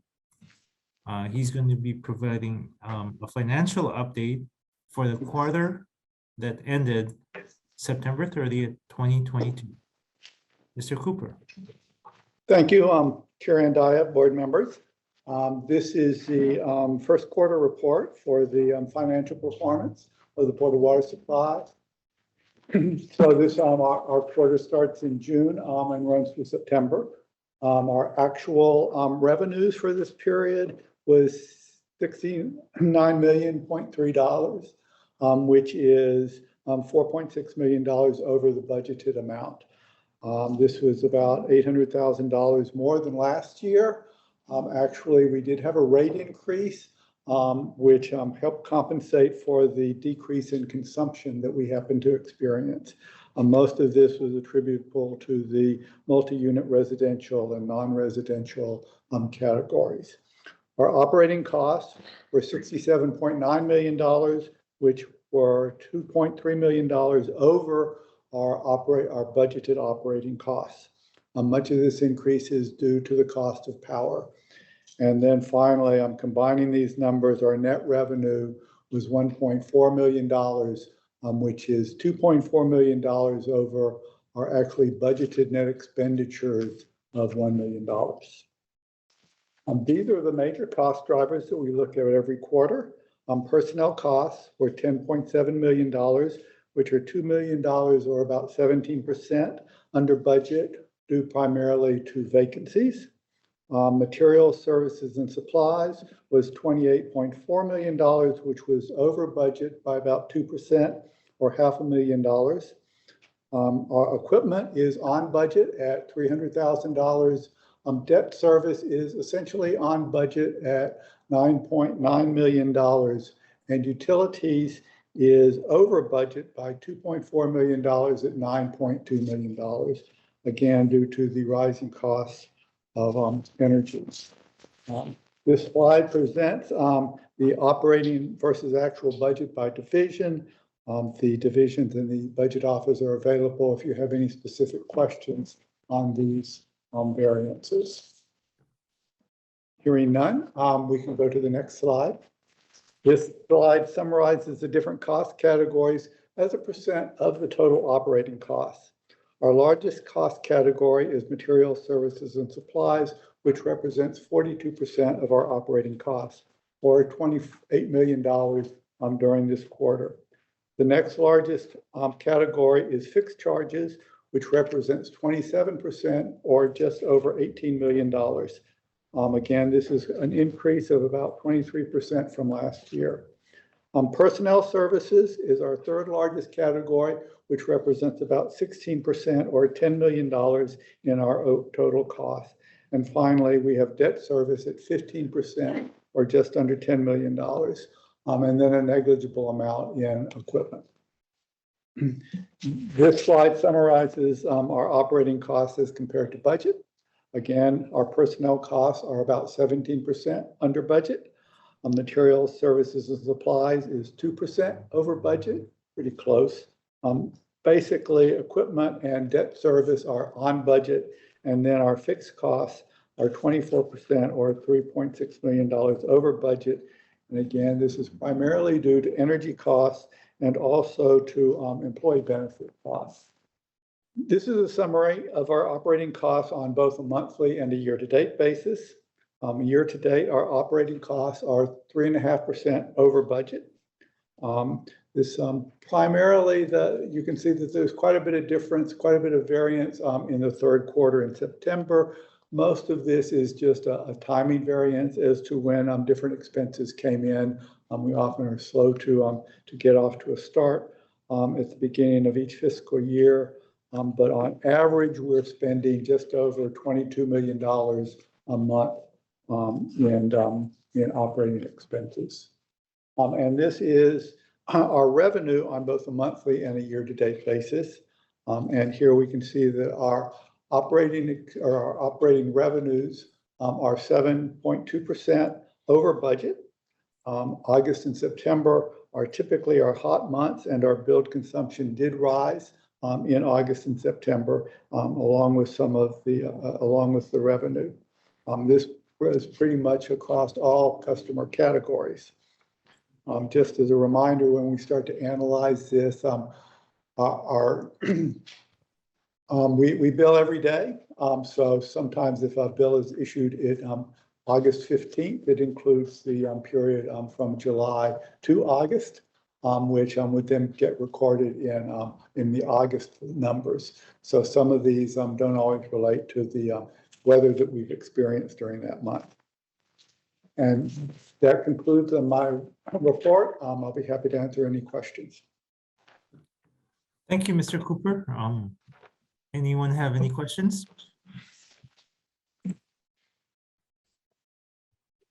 Hey, Joe, just a real quick question, maybe a little off topic, but how are you guys planning ahead for the kind of increase in goods and services that we're seeing just due to inflation when we consider how long these projects take? How do you balance that out? Good question. It's a struggle. Actually, we are also going through, and I think in the January meeting, we'll be giving the board an update on our cost of service study. So as part of industry practice, we do a cost of service study every 5 years, which tries to estimate both our annual cost, our operating costs, and our construction or CIP costs over the 5 or 6 year period. And so we are trying to incorporate the different inflation factors in that, and then trying to structure a rate structure around that that will help provide, help mitigate those things. In going through this budgeting process, I know we're struggling. We'd like to say we're tightening our belt as much as we can. We're looking internally as much as externally as to what projects can perhaps be deferred, if that's appropriate, and then how we can operate our internal operations more efficiently. So it's, I guess, a never-ending task, but yes, we're focused sharply on that. Well, thank you for all your hard work, Joe. We really appreciate it. You're welcome. My pleasure. Any others?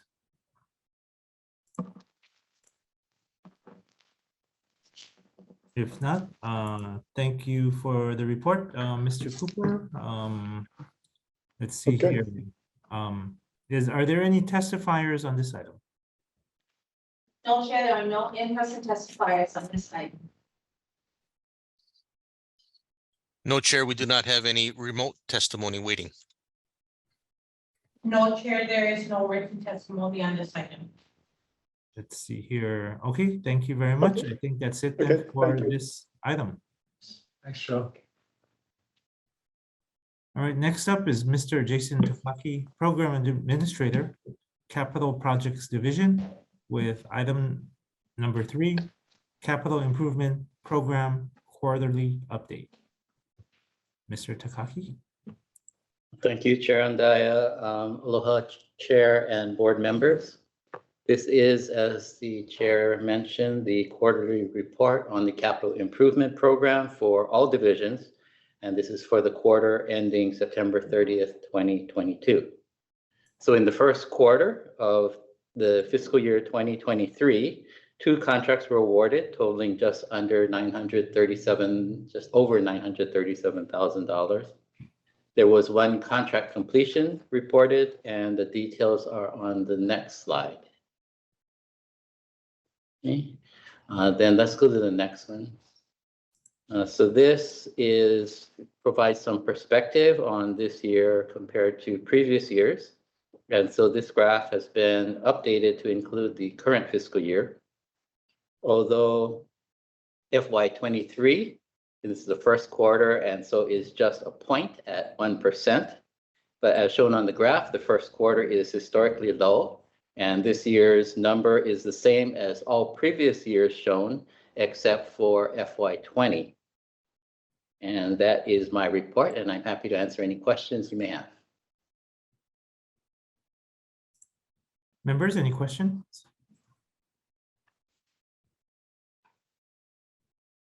If not, thank you. Oh, go ahead. Yeah, Chair, I just wanted to also recognize Mr. Jason Takaki, head of our Capital Projects Division. Jason, I'm going to mention that you're going to be leaving us. So, Jason, not too late. Jason is going to go on to a happier life, which someday I will follow. But this will be his last board meeting with us. So I just want to thank Jason Takaki for all his hard work in building up the Capital Projects Division. He's established a framework for delivering projects that is disciplined and organized. It helps with succession planning for the future. But I just want to thank Jason for all his hard work. Well, thank you, Mr. Lau. I will say that from the time when I started as the head of capital projects, we were at a CIP of $40 million. This year, we're just under $145 million. And it's not the biggest CIP. We were at 180 last year. So it has been a challenge, but at the same time, not only has the staff been able to execute the budget, but to me and in many people's opinion, the quality of our product has also increased. And so, so thank you very much to the board for your support of the Capital Projects Division, and also for your support of my assistant who will take over the reins, at least temporarily, Jadine Urasaki. So thank you. So if I could, I'll give him a hand for wishing him the best on his retirement. Thank you. Thank you very much, Jason, for your service to Board of Water Supply. Thank you. Yeah.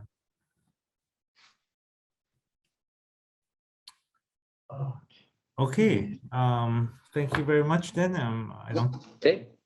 Given Thank you for the questions. Thank you very much, Jason. Best wishes to you. Thank you.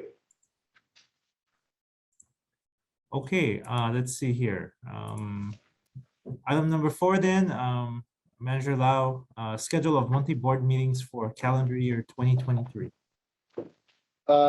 Yeah, every year we plan for the year on the dates of the board meetings. So we just appreciate our board members letting the board secretary Joy know on your availability. These are the proposed dates for meetings in calendar year 2023 of the Board of Water Supply.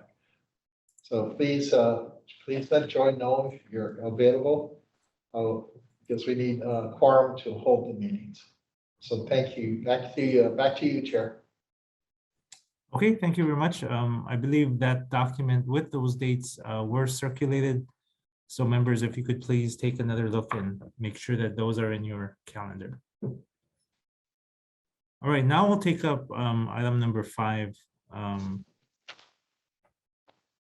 Mr. Usagawa, this is the status update of groundwater levels at all index stations. Thank you, Mr. Chair and members. For October, we had 5 aquifer index stations in low groundwater condition. They're Kaimoki, Pro City, Kalunui, and Wailua. And the monthly production for, and that was, so again, Kaimuki, Pro City, Kaluanui, and Wailua were in caution status, and Punaluu remains in alert. The monthly production for October was 136.5 million gallons per day. The rainfall index for October was 78% of normal. The 5-month moving average was 69%.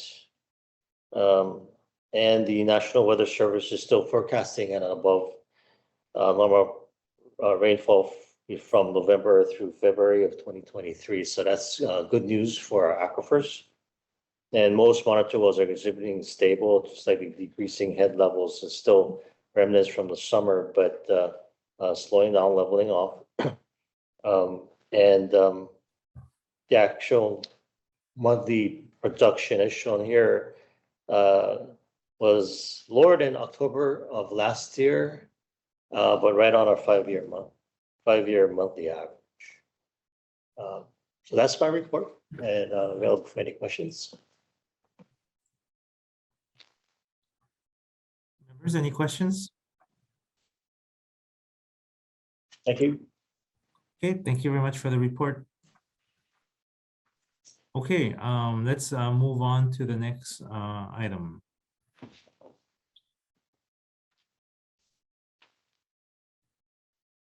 Next up is Mr. Jason Nikaido, Program Administrator, Field Operations Division, with item number 6, report for October 2022. Good evening, Board Chair and board members. This is the water main repair report for October 2022. In October, we had 33 main breaks, giving our fiscal year to date total at 141. This is similar to where we're at in previous years. This is a list of the 33 main breaks. We had one large diameter break, 28-inch PVC located at the Honolulu treatment facility that was due to contractor damage. Our leak detection team investigated 20 POIs last month, which is a little bit lower than previous months, but we're still on track. We're still finding leaks. Last month, they also found 25 leaks from those 20 points of interest that they investigated. So fiscal year to date, they have found 194 leaks, which is also similar to previous years. That concludes my report. Are there any questions? Members, any questions? Okay, hearing none. Thank you very much, Mr. Nikaido, for the report. Thank you. Now we go to item number 7. This is a briefing on the landfill siting. I'm sorry, Chair. Sorry, Chair, we have a remote testifier on item number 6. On item number 6? Yes, please. Oh, okay. That's the water main repair report. Chair, we have one testifier waiting to provide testimony. Ms. James, please turn on your microphone and your camera. Mute your background noise, spell your name, your first and last name for the record, and you will then have 2 minutes to provide your testimony. You'll be given a 1-minute reminder to wrap up your comments. Thank you. I'm still here. I've been a really good citizen today. I wanted to say that, we're all aware that most of the infrastructure in Oahu is aging and crumbling due to its natural lifespan. And these bursting pipes throughout Oahu are very disruptive, even though we have to commend Board of Water for its management and its dialogue with the public. But it is still very disruptive. And we also understand that the Board of Water Supply is only able to repair as needed. We're asking that the Board of Water Supply and its other decision makers have a paradigm shift in analyzing carrying capacity and requiring major we're saying major developers to participate in this infrastructure necessity costs. Major developers must become an integral part of Oahu's infrastructure needs.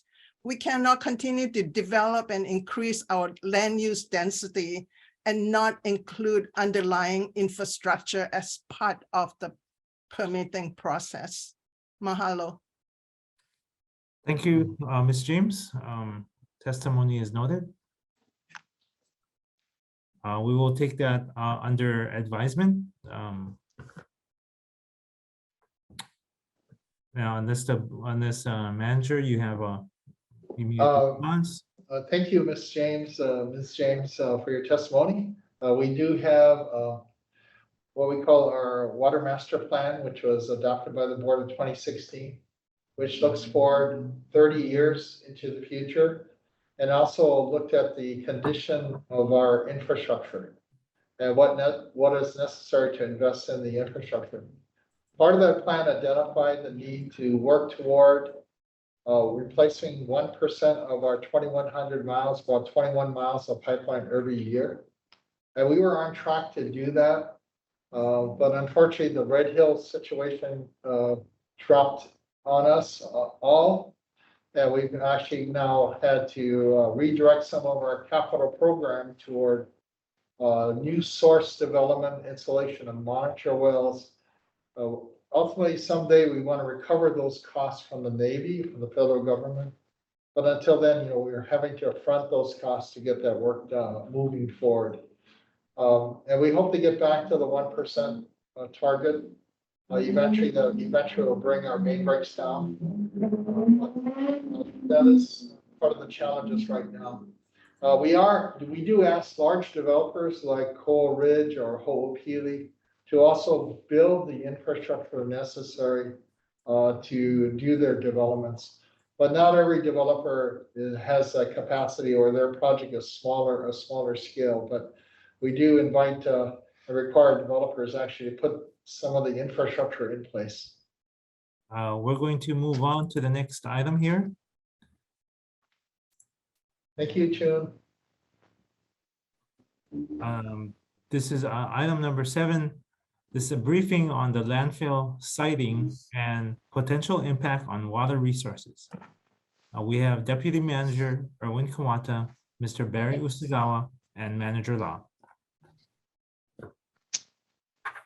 Good evening, Chair and members, and Manager Lau. This evening, I'm gonna present a briefing on the groundwater and the siting of a new landfill and some of the issues and concerns associated with the landfill. We're gonna start off with some basics on Oahu's groundwater resource, the siting of the new Oahu landfill, some of the issues with respect to landfills themselves, the leachates and the constituents in them. From there, Barry Usagawa will talk about the board's no-pass zone, and then finally we'll end the presentation with the manager speaking on the city's request concerning the landfill. So all of our drinking water starts as rain, and it falls on the island. And as that rain percolates through the ground into the subsurface, it accumulates over time. Now around the island has this yellow, shown in yellow, called a caprock. And the caprock, what it does is it retards the movement of this fresh water toward the ocean. Without that caprock, the fresh water, as it percolates, would eventually leak out. But because of that caprock, it holds the water back, and in time it retards it, and it forms this very large formation called a water lens. And all that water rests within, or exists within, the cracks and crevices of the underlying rock. So the island itself the entire island is made up, under it is this freshwater groundwater aquifer. And this is a map that's produced by the Commission on Water Resources Management. It's a way to manage the amount of water usage in all of the different parts of the aquifer. It also talks about how much water each of the different sectors or parts of the aquifer is able to produce. So some parts of the aquifer, it can produce a lot of water, like in the Waipahu, Waiaba, Waimalu, in central Oahu, it can produce a lot of water compared to other parts of the aquifer along the coast, such as the Waila'is, that can produce less amounts of water. But all of these lines that's shown on this map is not really representing some kind of underground barrier or wall. It's just an administrative line put in place by the commission for the purposes of keeping track the amount of water that's used in each of the different aquifer systems and how much each one is able to produce.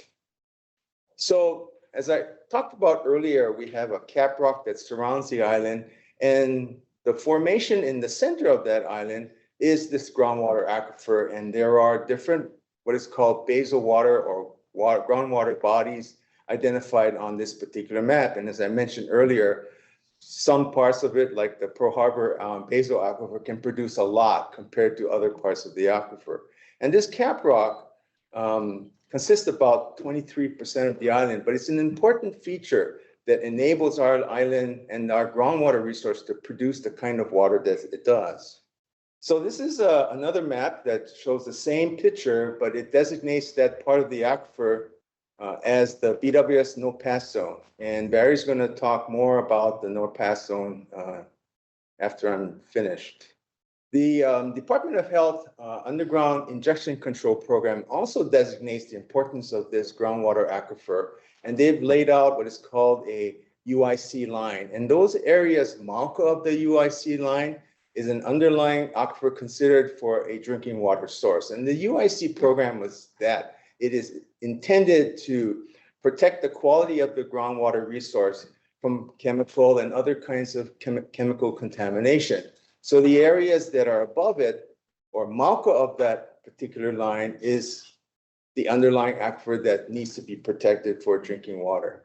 The U.S. Environmental Protection Agency also, through the Safe Drinking Water Act, recognizes when there is an area or there's an aquifer that is a sole source principal drinking water to a particular area. It enables the EPA administrator to designate that particular area as a sole source aquifer. That designation happened to the Southern Oahu Basal Aquifer in 1987 as the principal source of drinking water that, if contaminated, would create a significant hazard to public health. This map here shows the area that was designated back in 1987, and it shows a significant part of that underlying of our groundwater aquifer to be protected as a sole source. That designation was recognized because it's a principal source of drinking water for 750,000 people at the time. There are no other alternative drinking water sources. In other words, this aquifer is the only one of its kind and it cannot be replaced. And that the water quality over this area is satisfactory for domestic use, and that its main threats to that quality of the basal aquifer includes, recharge or influences from military and urban sources, including landfills. Most of the board's water sources are in this particular area. It's over the groundwater aquifer. All of our sources, infrastructure really taps this particular resource to get the water where it needs to be. But as you can see, there's other parts of this aquifer that's available for future use when that time comes.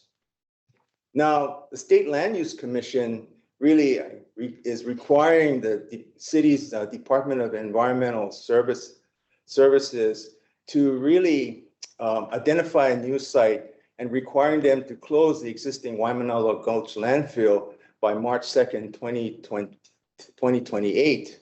And so after applying all of the different state regulations and restrictions, the areas that are uncolored in white there are all of the different places that a landfill could be sited. And within those areas, there were 6 different sites that were identified.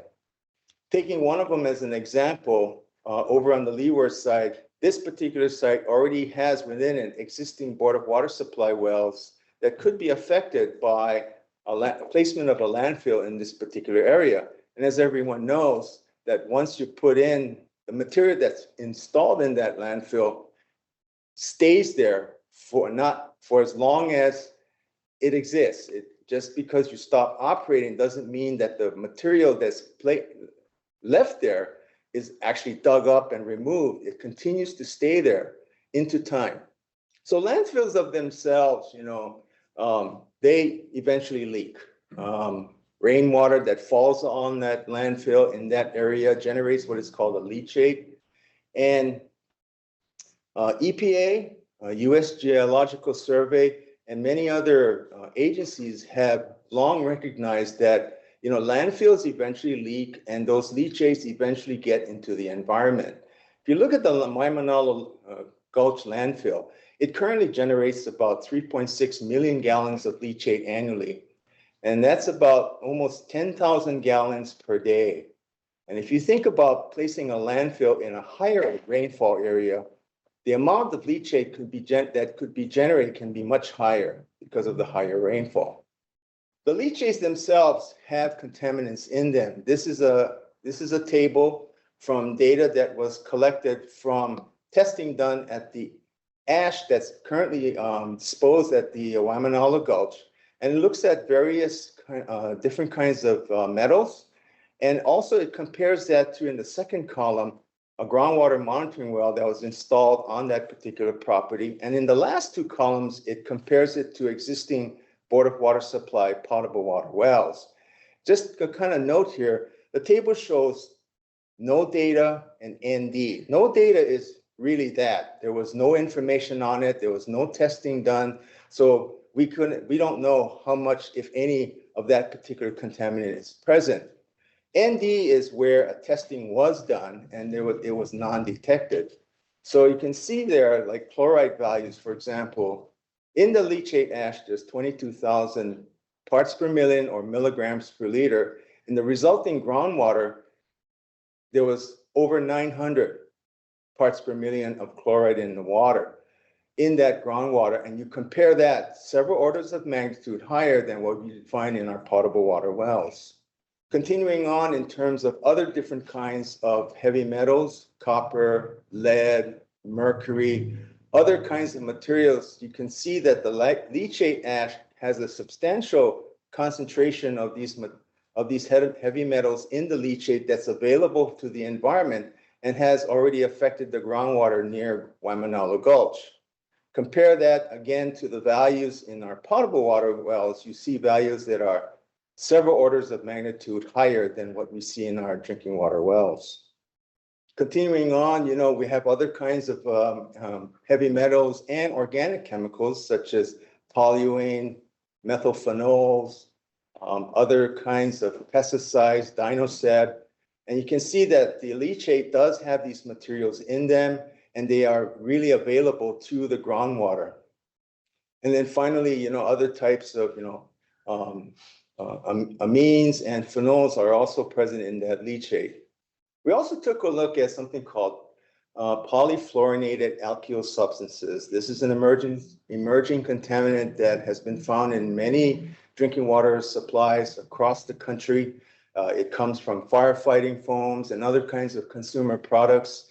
And a number of different municipal solid waste landfill, MSW landfills in the US and in other countries have shown these PFAS levels to be present in that landfill. Also, too, it can be found in the very last table at the bottom, C&D. C&D stands for construction and demolition debris. That type of landfill also has PFASs in it, up to, in this particular case, 4,000, just over 4,500 nanograms per liter. Now, the new landfill that's planned for here on Oahu eventually will have to accept construction and demolition debris in addition to the municipal solid waste. So you have multiple sources of, in this particular case, PFAS that could be present in that landfill waste, and even right now at the Waimanalo Gulch.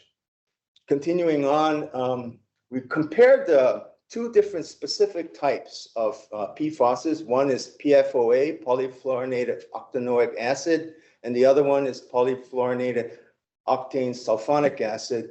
And those two values there are current EPA interim health advisories for those particular chemicals. And you can see they're down into the subparts per trillion range. Compare that to, again, the concentrations in those different landfills, and you can see several orders of magnitude of these different kinds of PFASs in the leachate itself, and that can be available to the environment and the underlying groundwater. Looking at it in a different way, you see here again, you have very high concentrations in relation to the advisory levels of these chemicals in landfills in the US as well as abroad. From here, I'm going to turn it over to Barry Usaga, talk about the no pass zone. Thank you, Aaron. So Aaron talked about the no pass zone, so I'm gonna explain what that is. So this is like a history of how Oahu was formed. There was initially two islands. When I was first, it's older. And as it emerged out of the ocean there, it was old enough to erode, and Kolabu, which is bigger, erupted and banked up against the east side of the Waianae mountains that formed that big central area in between, which is our huge freshwater aquifer source. But what this shows is that Oahu is 3.7 million years old, and it was it experienced two cycles of sea level rise and fall. So when the temperatures rise and the ice melts, you get this submergence, and when it gets colder and the ice exists on land, the sea level rise, sea levels fall. And so when the Oahu was submerged, it allowed a lot of the corals and marine and terrestrial sediments to consolidate around the coast. And as it emerged out of the above the sea level, it exposed the cap rock, which is there. So the no pass zone, I guess it's the pass zone, is basically geologically based. That's generally geologically based because of this emergence and submergence. The no pass zone rules were adopted in 1982 under Resolution 502, and it's codified in Section 3-301 of our rules and regulations, and it adds a definition and establishes the no pass zone, and outlining an appeals process from the decisions to the manager relative to waste disposal facilities. So the delineation maps are used as guidelines for groundwater protection from waste disposal facilities. Again, it's we allow it in the pass zone where there's areas of thick cap rock, even if it's overlying the freshwater basalt aquifer, because there is an impermeable layer, I call it poorly permeable layer at the interface of the cap rock and the basalt. So any kind of percolate that falls on the pass zone will not make its way to the freshwater lens because of that poorly permeable layer. We base the no pass zone maps on hydrogeologic literature and research data from our hydrology and geology branch. And for waste disposal facilities, and mostly it's cesspools or individual wastewater system, when they're siting really close to that line, that no pass line, they have the opportunity to do some technical research, do some soil borings to determine the depth of the cap rock. And if it's deep there, then we would allow it. If it's shallow, then we wouldn't. But it's a way of ground truthing the actual line. But it's around the coast. It's inside in the central part of the island. We know that there's no cap rock there. And so the rules title is waste disposal facilities, and it says that all plans proposing the following waste disposal facilities must have the written approval of the manager. And I'll go to the footnote, but they list the types of waste disposal facilities as sewage disposal systems, cesspool septic tanks, aerobic systems, disposal wells, sanitary landfills, refuse dumps, sewage treatment plants, stabilization ponds, and other wastewater disposal facilities. And then it authorizes the department to establish the no-pass zone maps, which we use as guidelines for this section. And as a footnote, in March 6, 1989, the Board of Water Supply and the Department of Health entered into an agreement to regulate the ground disposal of waste on Oahu.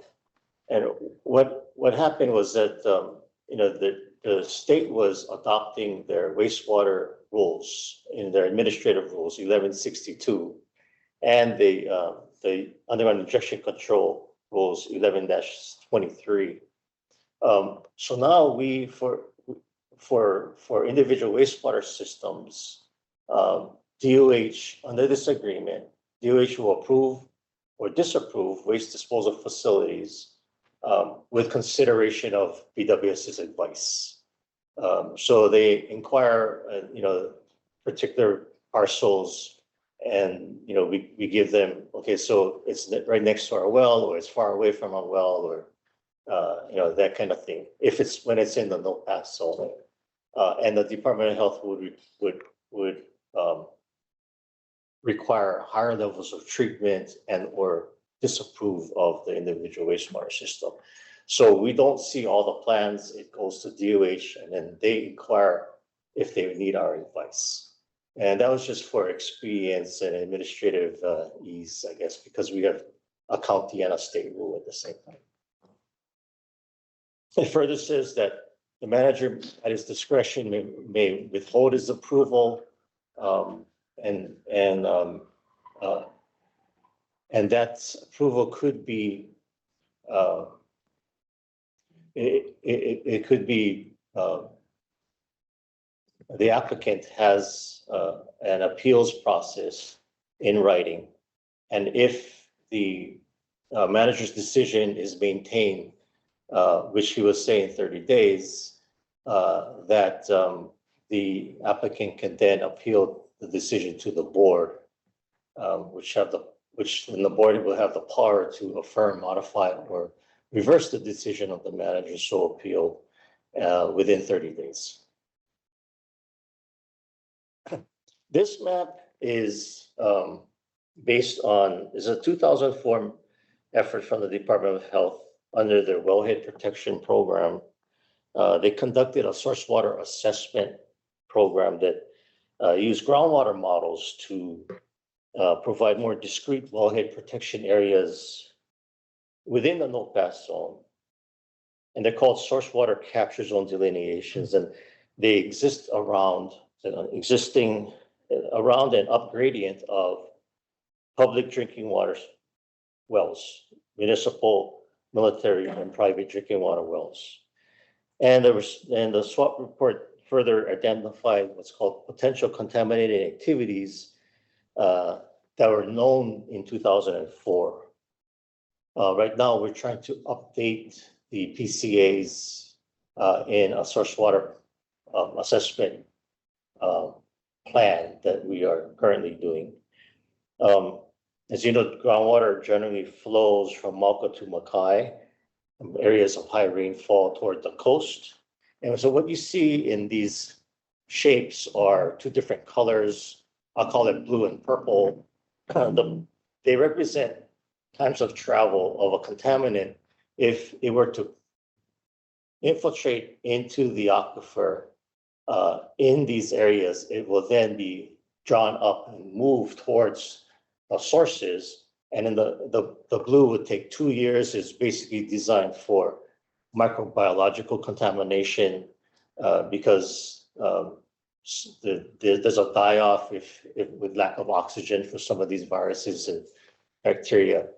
The purple is for chemical contamination. It's conservative.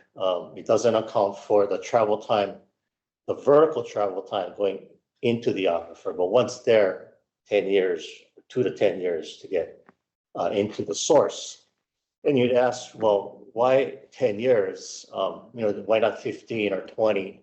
And what the Department of Health said in the report was that 10 years was, it certainly could be longer or farther, but 10 years was decided because it would allow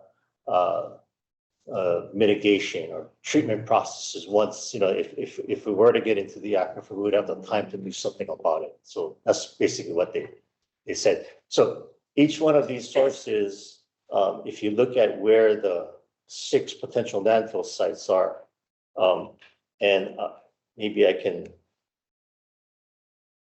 So, in this area, for instance, this is Makakilo Well, Barbers Point Shaft, and Honolulu Wells. This is around where one of the sites is. The other one is further Mauka.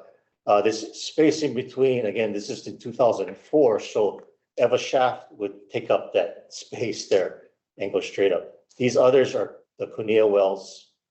This is Schofield Shaft. This is our Waiwo Wells. This is our Haleiwa and Wailua Wells. And I believe this big guy is the Wailua Sugar wells there. But so they're basically modeled around locations of existing drinking water sources. So in the source water report, DOH is the lead management agency to develop and oversee the implementation of the state wellhead protection program at the local level and to provide technical assistance. The counties will be responsible for carrying out the wellhead protection program at the local level. DOH will be responsible for the delineation of the areas around drinking water sources, new ones, and so through which contaminants may travel to the drinking water supply. And but there are limitations. So the SWAP study is saying that accuracy of the results is limited by the uncertainties inherent in the groundwater models and the accuracy and completeness of data. So there uses guidelines, but there are limitations, so just to understand that. And now I'll turn it over to the manager.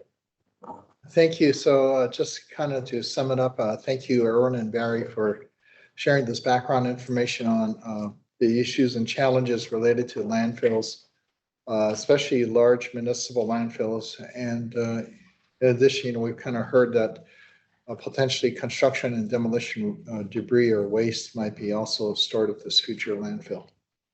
So back on November 3rd, remember the city approached the board at its October board meeting, but they did follow up on November 3rd to send us a letter and ask for clarification on some of the legal aspects of our regulations as related to the role of the Board of Water Supply in approving or disapproving landfill locations in the no pass zone.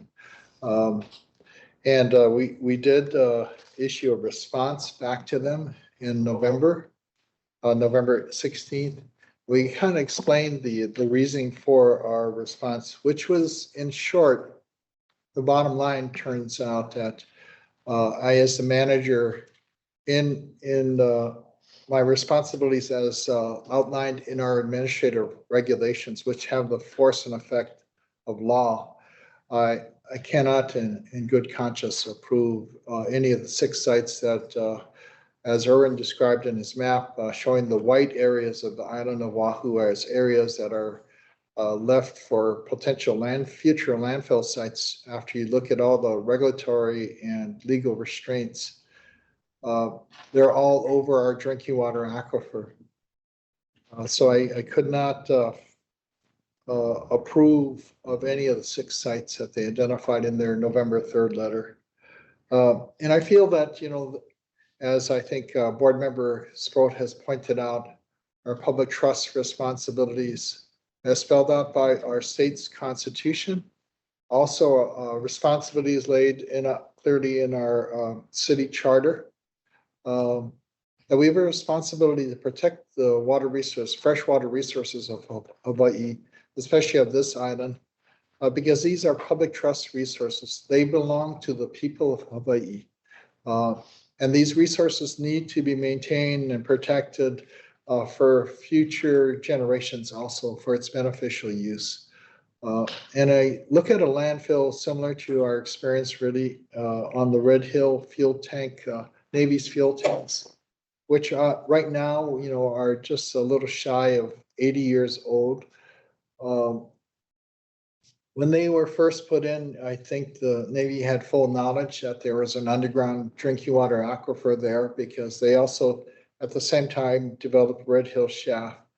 But I don't know, in their decision making, I wasn't there to listen in to that decision making. They decided to put that hundreds of millions of gallons of fuel right over the drinking water aquifer that they were also developing as a source of drinking water for their base. So for us, for me, these decisions on these types of facilities, which are almost equivalent to like a Red Hill type of facility, they're also, once a landfill is developed, it's a permanent facility that's there forever. So I could not in good conscience approve the location of future landfills over our drinking water aquifer. And that's from my perspective as the responsibility as the manager and chief engineer for the Honolulu Board of Water Supply. Oahu is really 100% at this time dependent on groundwater for our source of drinking water. And like Aaron pointed out, landfills contain contaminants that can eventually enter the groundwater. Although they can say that it's going to be engineered to protect leachate from leaking, waste chemicals and other contaminants through the landfill into the groundwater below. There is no guarantee, and landfills are really, once they're constructed, they're there forever. I haven't heard of anybody deliberately trying to dig out all the thousands of tons of trash and relocate it to another location. So it's once it's put there, even after the facilities close, the waste and the contaminants that are stored in that landfill will basically be there forever. And as rain falls on that landfill, it percolates down through the landfill, picks up contaminants, and if the membrane has started to leak, or the system to keep it from leaching starts to leak, it will continue to leak and may be difficult or near impossible to repair. So it comes up to this last bullet, and I weighed in my decision on this request from the Department of Environmental Services. Preservation and protection of our precious and pure groundwater resources are essential to ensure water security for future generations to come. Not just 100 years from now, but 200 years. So when I looked at what would be my decision on this issue for this request, I not only looked at the people that are here today in front of me in this room or virtually through the use of technology, but I'm looking at generations to come that are still not even born. And my concern is if I can prevent contamination of the vital water resources that they will depend on in the future for generations to come, then I would say that I've done my job. So that's kind of the basis for me. We need to ensure water security, especially in light of climate change.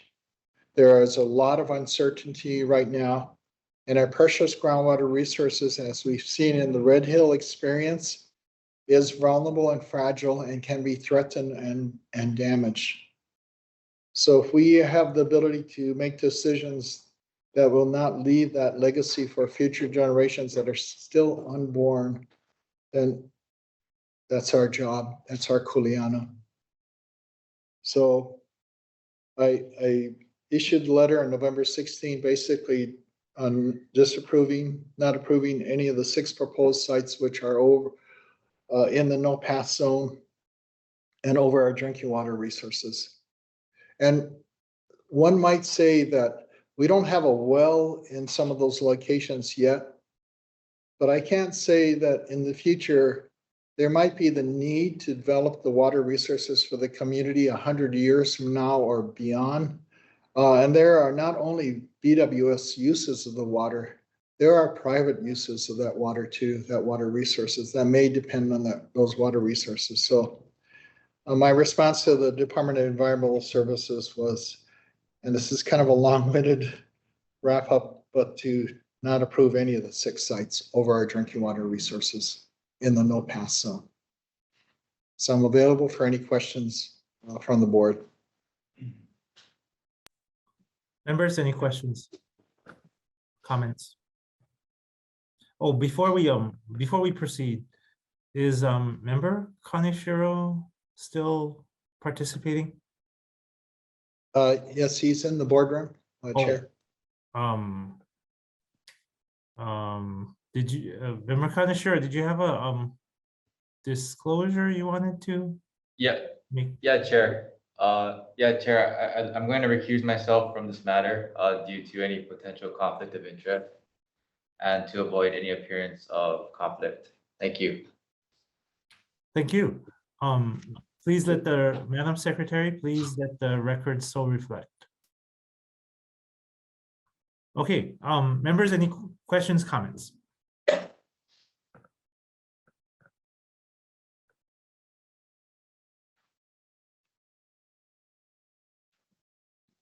I'll go first, Ernie. You know, I mean, I think the reasoning, you know, your reasoning is sound, and I think, you know, we're only now just a year into Red Hill, which has completely transformed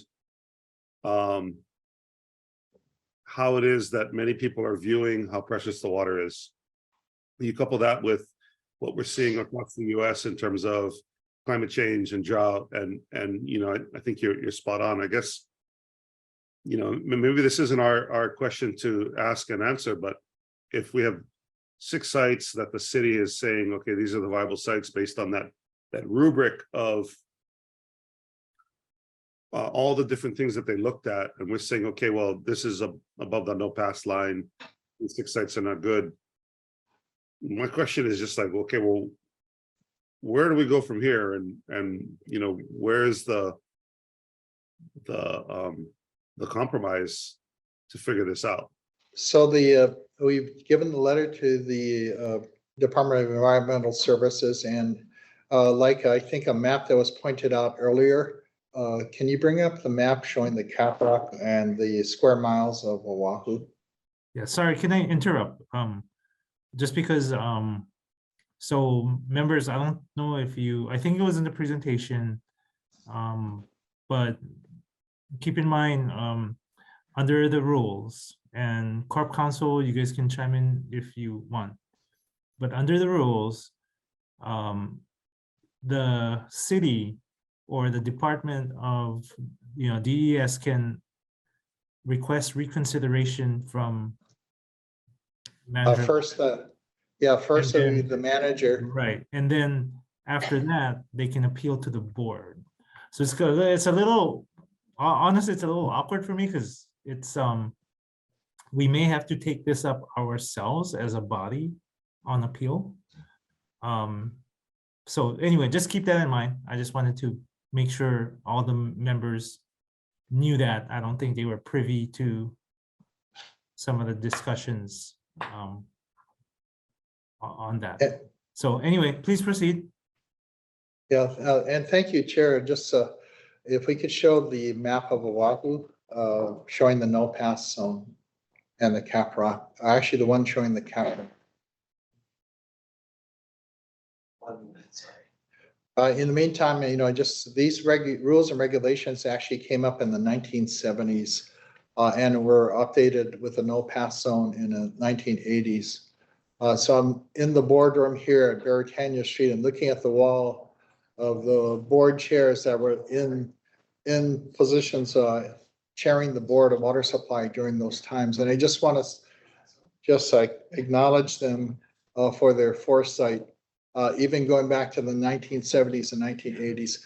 Thank you. Just want to point out, you know, total Oahu square miles, 598 square miles, 461 square miles are inland of the Caprock, but there is still a significant part, or 23% of the island, 137 square miles, that are actually covered by the Caprock location. That might be a better choice for future landfills. Unfortunately, I think some of that might be even federal land. So those are, I think those options, the city environmental services will have to look at those. That would be my recommendation. To look someplace within the 137 square miles. Thanks, Ernie. Sorry, going back to that image. I just want to confirm. Okay, so the Caprock is shown in light blue. The light blue around the shoreline, basically around the shoreline. Yeah, between the shoreline itself and the where the area where there is no caprock. And according to, so the no pass zone would be in any area in the green, in this in the zone? green, yeah. So if you locate a landfill along any of these light blue areas, then it would pass muster under the rules, in your opinion, at least? That would be correct. The precise location of the line itself between the light blue and the green, that's the one that Barry pointed out that, is based on literature and knowledge at the time. And that could be, there could be additional geotechnical investigation to see the precise location of the caprock at the line. But once you go further inland, you can see the Pearl Harbor basal, the Honolulu basal. They talk about the basal aquifers, Waianae, the Schofield high level water, the Wailua, Mokuleia basal, Kawailoa, Kaena Point. So, these are all part of the aquifer systems. Okay. That are potentially sources of water supply for our community. I see. So to Nalihu's point, the compromise would be somewhere, outside of the green area, in the blue area, but not too close to the shoreline, because I'm presuming you don't want to be right on, on the shoreline. Yeah, especially if there's a tsunami or hurricane storm surge issues. Okay, thank you. Thank you. So that is a perspective from the Board of Water Supply.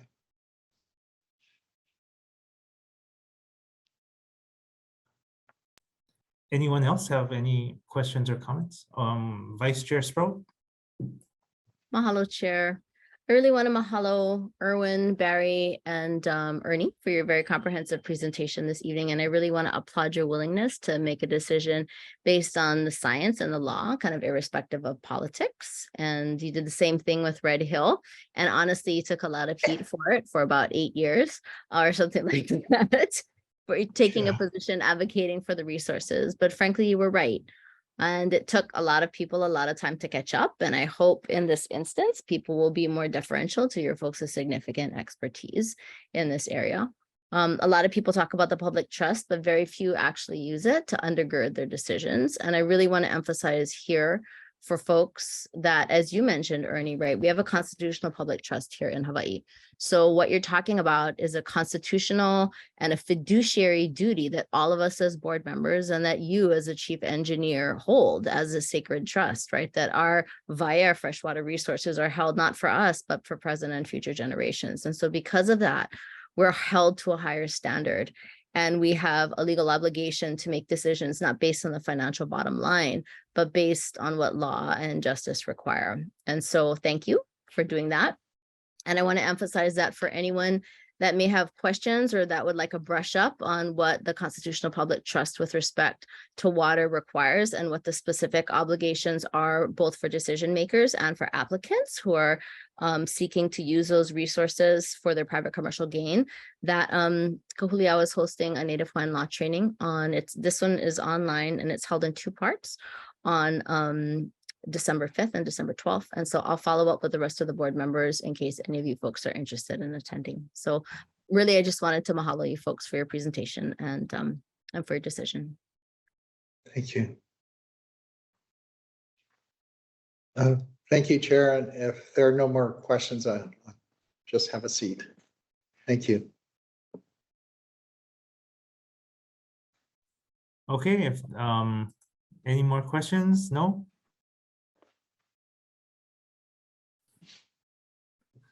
All right. Let's see where we are here. I think that brings us to the end of. Testimony. Board Chair, there testimony in person or virtually or in writing that yeah, need to be considered? First, do we have any in-person testimony? Yes, Chair, we have an in-person testifier, Miss Susan Pocola Davis. Please step up to the podium. Do I spell it again? No, I don't have to spell my name. Good. Okay. You have 2 minutes. Thank you for allowing me to testify on this very important subject of landfill siting. It was unknown to me about anything about this until I happened to listen to the October meeting, and it was the first time that I saw any kind of presentation. During that meeting, it was alluded that there might be a special meeting to allow the decision-making to progress quicker. So at that point, I started digging and I went to the city and county website. I read every meeting, every piece of document that was produced. That particular committee was formed on October 4th, 2021 and ended June 6th, 2022. There were 8 members, there were 8 meetings. October was the first presentation to the BWS to the directors and was the first time that they were informed. One of the things when you stand up a committee is make sure you include stakeholders as members or as consultants. This did not happen. Reading the minutes, it was very questionable from the members as to who really had the authority to make the decision. It was continuously said that it was the mayor, but the members still kept questioning that. So I think based on today's presentation, we know that the zones need to be protected and that the Board of Water Supply has the authority. And if it comes back for reconsideration, so be it, because the Board of Water Supply will then be held accountable, I guess, to find a landfill site. But right now, we have Waimanalo Gulch, and I have no idea if any households, businesses, schools, churches have had their water affected. The other thing we haven't heard is if the deadline for the land commission has been requested for an extension to not put this on the speed of light when it needs to be taken slowly because it is our water. I really do thank the presentations today. It made it clearer. It also showed that you did your homework. Unfortunately, I think that the landfill committee's homework was incomplete. Thank you. Thank you. Are there any further in-person testimony? No, Chair, there are no further in-person testimonies at this time. Thank you. Any remote testimony? Yes, Chair, we have one testifier waiting to testify.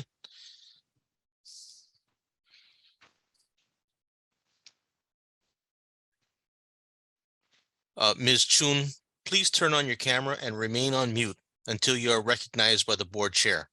At that time, please unmute your microphone and state and spell your first and last name for the record. You will then have 2 minutes to provide your testimony. You'll be giving a 1-minute reminder to wrap up your comments. Ms. Chun, please unmute your microphone and wait for the board chair.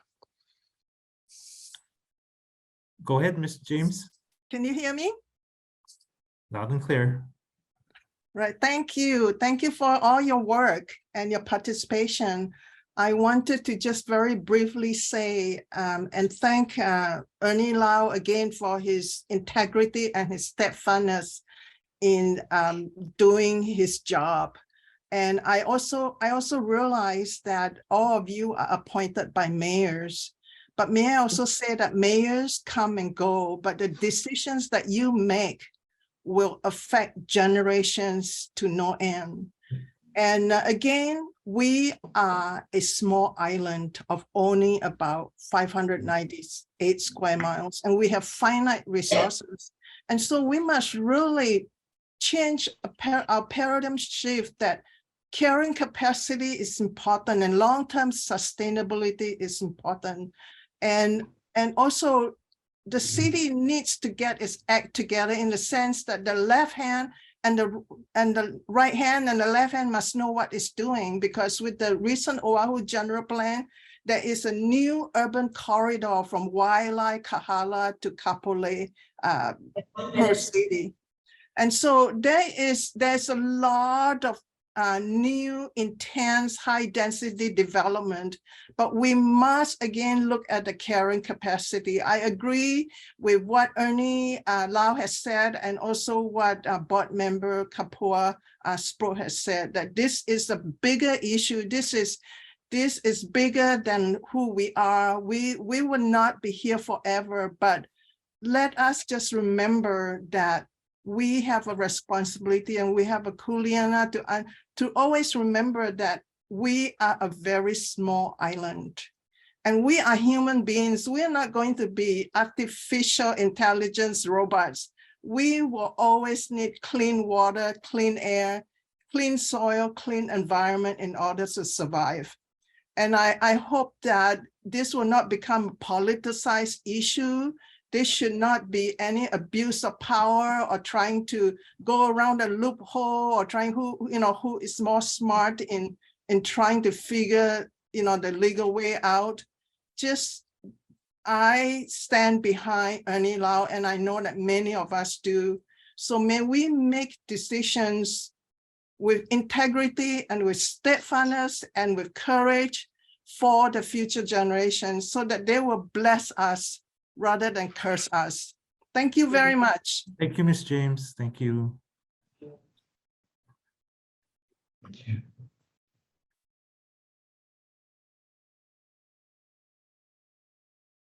Oh, Vice Chair Spro. Aloha, Chair. I just wanted to respond to both of the testifiers quickly and thank them again for their time and for your mana'o, and also point out that, we take to heart what a significant issue this is, not just for the Board of Water Supply, but really for the future of, for Oahu's water future, which is, I think, even more poignant in light of the crisis that we're facing in Red Hill. And so we do take this very seriously. I also want to underscore the fact that the city does have other options. They could file a district boundary amendment. The issue with the special permit has to do with the fact that that would be a temporary use and that this is not a temporary use. So what I'm saying is that I, and I'm sure other members of the board, would be happy to work with the city to find a solution, because we need to sort this out. And I was actually really pleased to see the map that Barry folks shared, that there are, a lot of potential areas that we can use. So I hope we'll be able to work together to find a solution. But I think that the public's voice is going to be an important part of that process as well. So mahalo to those who hung with us to take time to testify at 7 p.m. tonight. Okay, thank you. Do we have any further remote testimony? Chair, that was the last person waiting to provide remote testimony. Thank you. Madam Secretary, do we have any written testimony that has not previously been circulated? No, Chair. I'm sorry, yes, there is 3 additional written testimonies, yes. Okay, thank you very much. Any other comments from the board? Chair, Jade, Yes, yes, Jay. we keep saying, water is life, and, we don't want it to be just a slogan. I mean, if we were to approve the landfill, I mean, after what we've gone through with Red Hill, there are certain lines we can cross in terms of protecting our aquifers. In the wake of Red Hill, we are left with a dire commitment to fulfill, and we can simply shrug off that contamination won't happen again. And 3-4 years ago, there was a sermon that I heard, when the priest asked, would your younger self be proud of what you've done? And I think that's a good guidepost. Thank you. Thank you, Jade. Anyone else?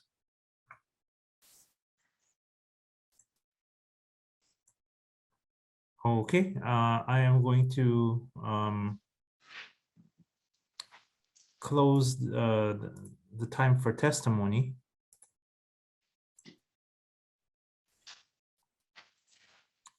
And